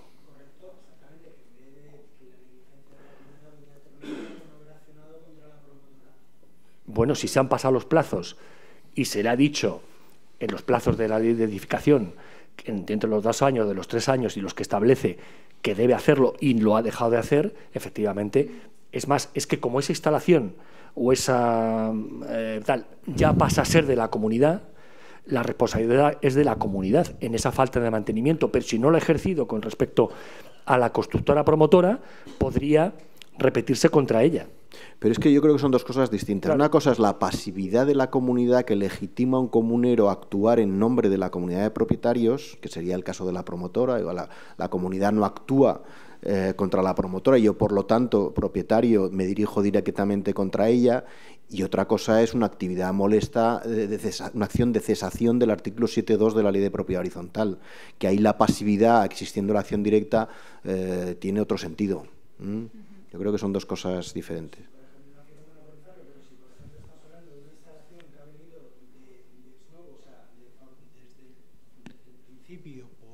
Por un mal diseño, por una mala ejecución de la obra, etcétera, etcétera, la comunidad ha sido consciente, se han agotado incluso los plazos para poder ejercitar las acciones de la ley de edificación y demás.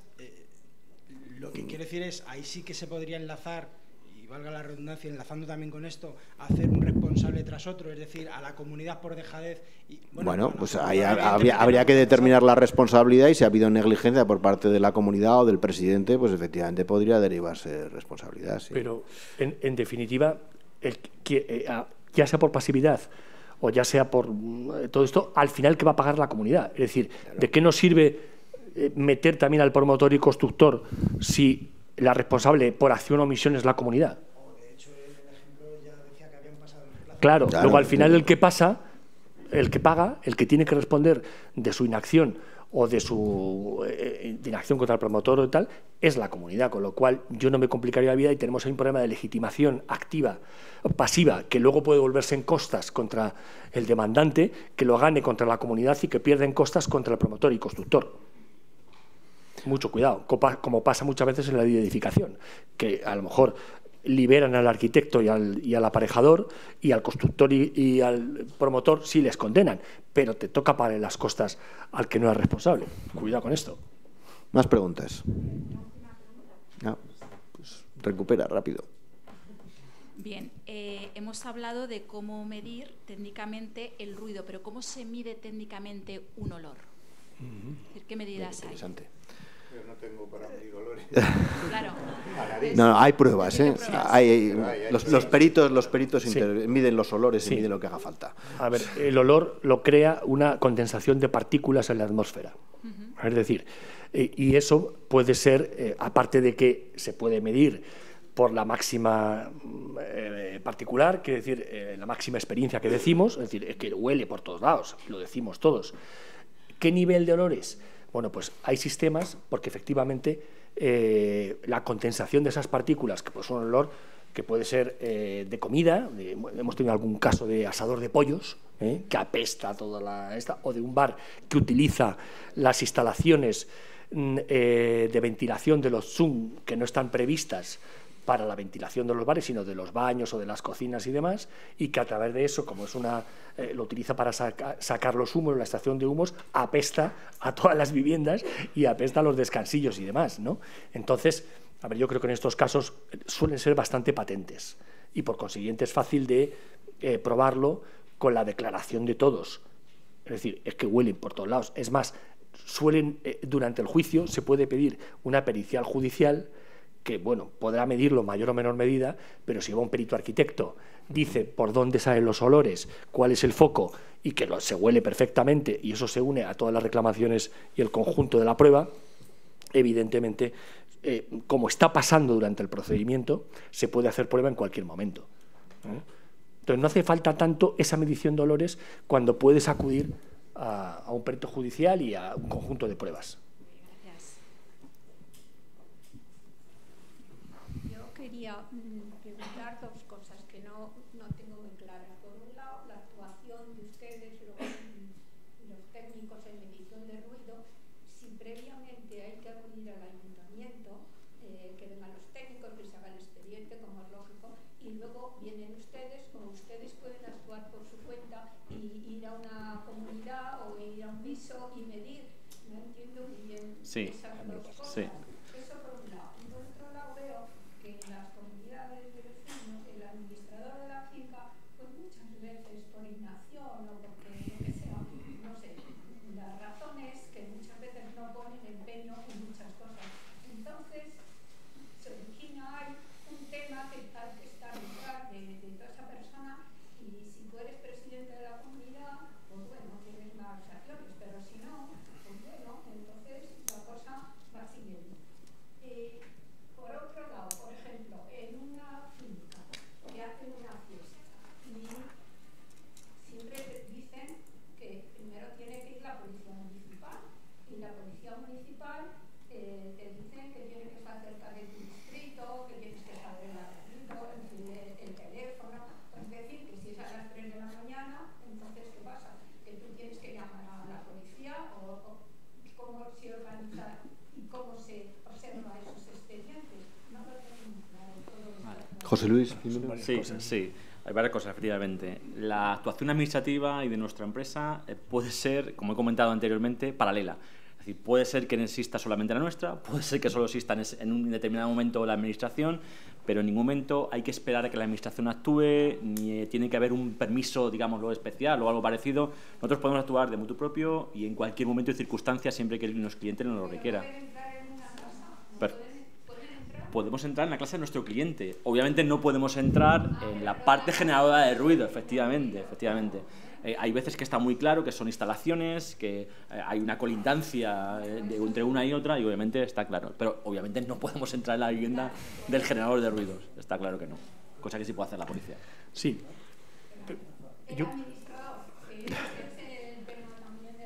Bueno, va a haber eso para la próxima, ¿no? Bueno, ya veremos. No, lo que los administradores nos llevamos muy bien aquí, o sea que nos queremos mucho a todos. La próxima charla va a ser presidenta de las responsabilidades, ¿no? Bueno, sí, eso será la semana que viene. Yo creo que los administradores, como todas las profesiones, pero yo tengo el mejor concepto de ellos, ¿no? Que a veces... Bueno, como todos. No pasa nada, hombre. Permitidme partir una lanza por los administradores. Casi siempre que el problema es de la comunidad, viene el administrador, ¿no? Y el administrador, pues que suele ser licenciado en Derecho o que desde luego tiene experiencia en todos los temas de derecho que afectan a una comunidad, el administrador es clave también para todo esto. ¿Por qué? Porque él no tiene, es verdad que están muy limitados, igual que el presidente, no hay herramientas, como decíamos antes con las normas de comunidad, de imponer una situación. Puede mediar y debe mediar, es un poco como el rey, es el administrador de todos los comuneros, es el rey de todos los españoles. Y entonces, al final, tiene que estar en esa comunidad intentando que la convivencia, no tomar partido y que la convivencia sea lo más pacífica y lo más equilibrada posible. Dicho esto, prueba fundamental, y podríamos hablar mucho de toda la prueba del juicio, creo que la testifical del administrador es muy importante, porque el administrador es el que va a ser la memoria histórica de todo el problema. Le va a ir contando qué pasó en ese local, qué pasó con ese vecino, qué pasó tal día, si ha habido una junta, si él puso un email, si habló con ellos, qué le dijeron, incluso una labor un poco de mediación, ¿vale? Es verdad, pero no hace más porque es que no se puede hacer más, es que no tienen facultades. Y además deben preservar, no tomar partido por uno o por otro, sino buscar esas soluciones. Es verdad que muchas veces vienen al despacho y digo, oiga, ya hay que ir a juicios, lo hemos intentado todo y ahora ya, ¿qué hacemos? Porque es que estos señores van contra el interés general de la comunidad. Hay un señor que está imponiendo aquí su ley y muchas veces no es contra toda la comunidad, contra un grupo o contra alguno más afectado, ¿no? Entonces, en ese sentido, creo que el administrador juega un papel de testigo privilegiado, como los detectives, muy importante. Yo no recuerdo un procedimiento judicial defendiendo los intereses de la comunidad de propietarios al que no haya llevado al administrador como testigo. O sea que al final... Por ejemplo, he visto ruidos en mi casa propio que te decía el administrador, pues hágale un regalito a los niños que han... Bueno, casos excepcionales. Sí. No. Vamos a ver, el regalito no funciona. O sea, usted se tiene que implicar más y apoyar. No, es que es así, yo lo he vivido. No, yo pienso que el administrador se tiene que implicar más. Hay que cambiar las leyes. Porque llevan 80 comunidades y claro, no. Bueno, alguna pregunta más, venga. Pero es que, pues, venga, una técnica y luego nos vamos para allá, que si no, no acabamos. Vamos a ver, el protocolo que antes esbozaste en cuanto a las mediciones, sí, la sonoridad por la noche, ausencia de ruido, sí,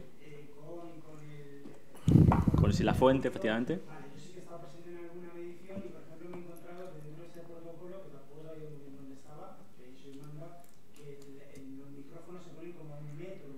Sí, tienen que guardar cierta distancia, efectivamente, en paredes, suelo y techo y puertas y ventanas. Claro, pero yo, por ejemplo, en aquel caso lo que quería poner de relieve y patente era que en la habitación, que cuando pones el cabecero de la cama no está a 1 metro, que donde baja por las paredes contaminación de todo eso, ¿no? Ya, en ese caso se deben hacer 2 mediciones. Una, cumpliendo estrictamente con el protocolo, y luego una, porque el cliente te lo requiere, el cliente te lo dice, oye, mira, es que a mí me afecta ahí, es que me da...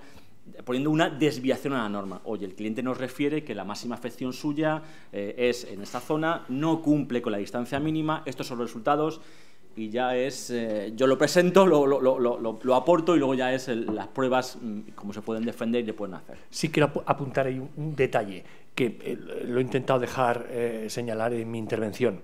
A ver, es la molestia. Es decir, en ese caso seguramente cumplen la norma. O sea, no hay infracción. Si hacemos el protocolo, si hacemos todo lo que dice la ordenanza de medio ambiente, nos dirían, no hay sanción, ¿vale? Está dentro de eso, pero hay que vivir con eso. Entonces, en algunos informes tenemos que decir lo que significa esa molestia. Es decir, oiga, yo siempre tengo la máxima de, con ese ruido usted no quisiera vivir. Es decir, y si se puede solucionar, además tiene que solucionarlo, porque es una incomodidad grave, que afecta, me hace cambiar la habitación. Entonces, se puede cambiar y es una incomodidad que altera mi hábito de vida, hágase.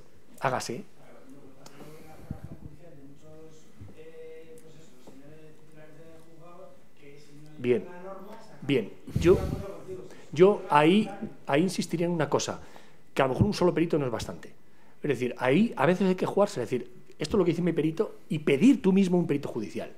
Y que el perito judicial corrobore lo que está diciendo ahí. Te la tienes que jugar. Sí, es jugársela. Sí, la tienes que jugar, pero por lo menos dirá si existe molestia o no existe molestia. Y lo va a decir con respecto ya a un indicio importante, ¿vale? Pero es que si no, yo creo que jugarse a veces la tienes que jugar cuando no tienes todo. Además, cuando la máquina es muy fácil, pero cuando no. Además es que, como ha dicho José Antonio, somos testigos peritos, es decir, nosotros vamos a ser peritos y vamos a regirnos directamente y estrictamente al protocolo, pero también somos testigos de esa molestia, esa situación, y es algo que por lo que el abogado nos pregunta, nos comenta, oye, cuando estuviste allí, aparte de tus mediciones, de tus informes y tal, ¿cuál es la sensación? ¿Cómo te supuso estar allí?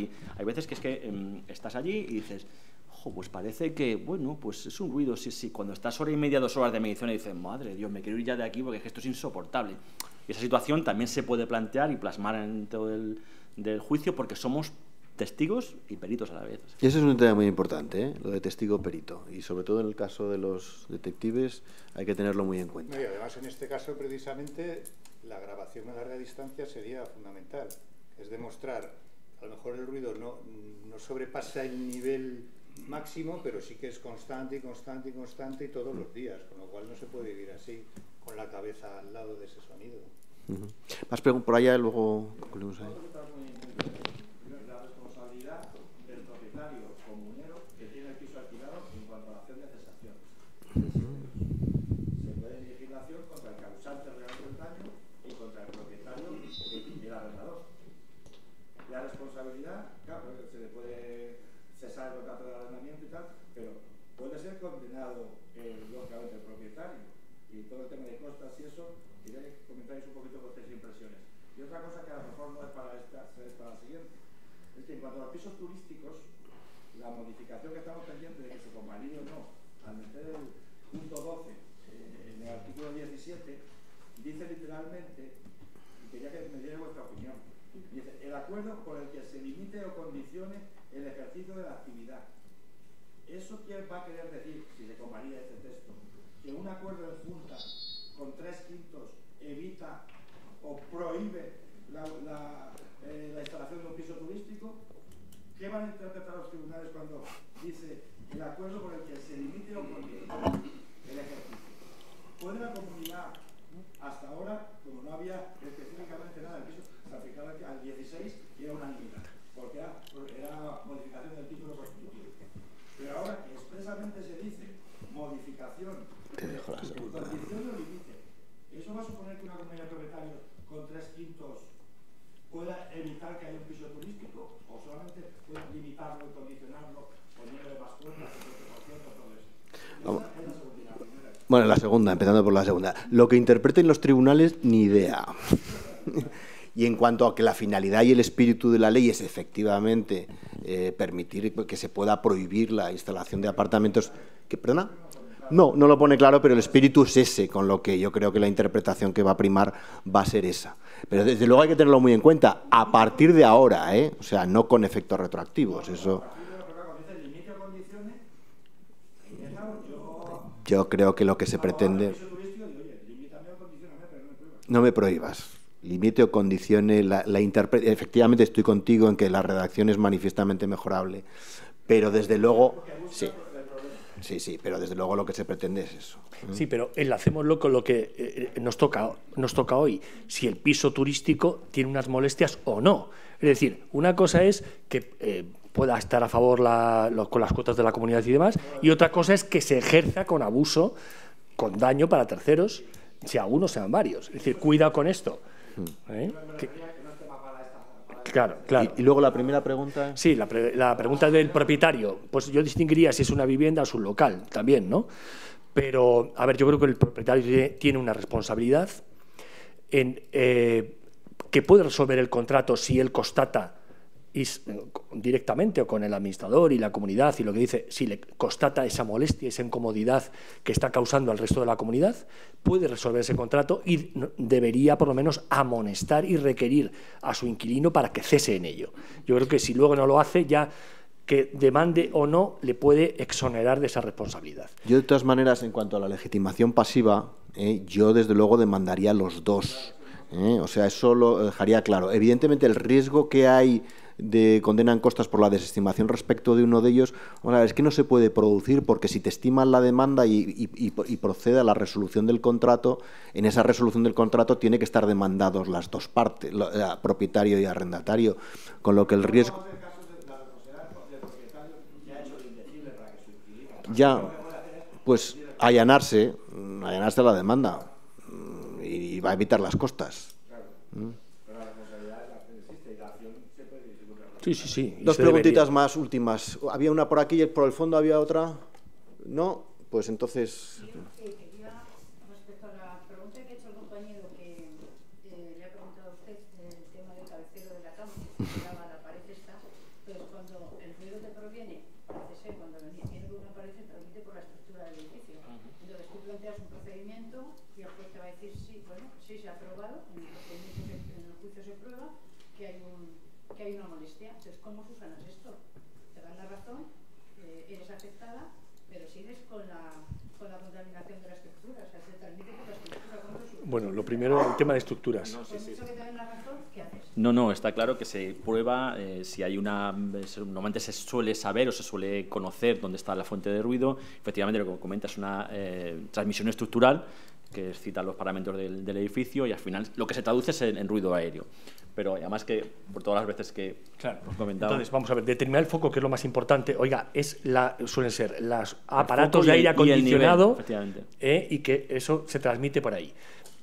Antes hablábamos también de que uno de los peritos que forman parte del equipo y que actúan es un arquitecto constructor. Entonces, determinado eso, se intenta o dar soluciones, que lo vea, incluso en la demanda podemos llevar, si es una zona común que se puede acceder, qué soluciones pueden tener, que muchas veces son técnicas más que caras, y entonces decir cuál es la solución, que es trasladarlo a otro sitio o ponerle unos aislamientos de acondicionamiento y todo esto. Es decir, en la mayoría de los casos hay soluciones técnicas para todo o casi todo. Podemos estar con un tema de inversión, de coste y de quién lo paga en esa fiesta, pero que casi cualquier tema de ruidos en comunidades, en edificios, en hogares, tiene solución en la mayoría de los casos. Puede ser más o menos costoso, Otra pero cosa es siempre hay saberlo solución técnica. Y saber quién, ¿no? Entonces, por eso aportar eso, y desde el principio si se puede llevar, aportarlo en la demanda o aportarlo antes de la demanda al que lo está causando, a la comunidad. Por ejemplo, oiga, mire, es que esto está mal puesto. Reclámelo usted al arquitecto o reclámelo al de mantenimiento, pero esto está mal y hay que arreglarlo o hay que llevarlo a otro sitio. Bueno, pues nos hemos ajustado al horario, son las 7, dos cosas para concluir muy brevemente. Una de ellas, pues invitaros a que hagáis sugerencias a través del correo arrendamientosurbanos@icam.es. Algunas ya nos habéis hecho, ya me habéis hecho. Por ejemplo, los 3 boletines que estáis recibiendo, pues bueno, nos pedíais que se distinguiera cuál es el de arrendamientos, cuál es el de propiedad horizontal y cuál es el de inmobiliario. Vamos a intentar corregirlo para que recibáis toda la información mucho mejor.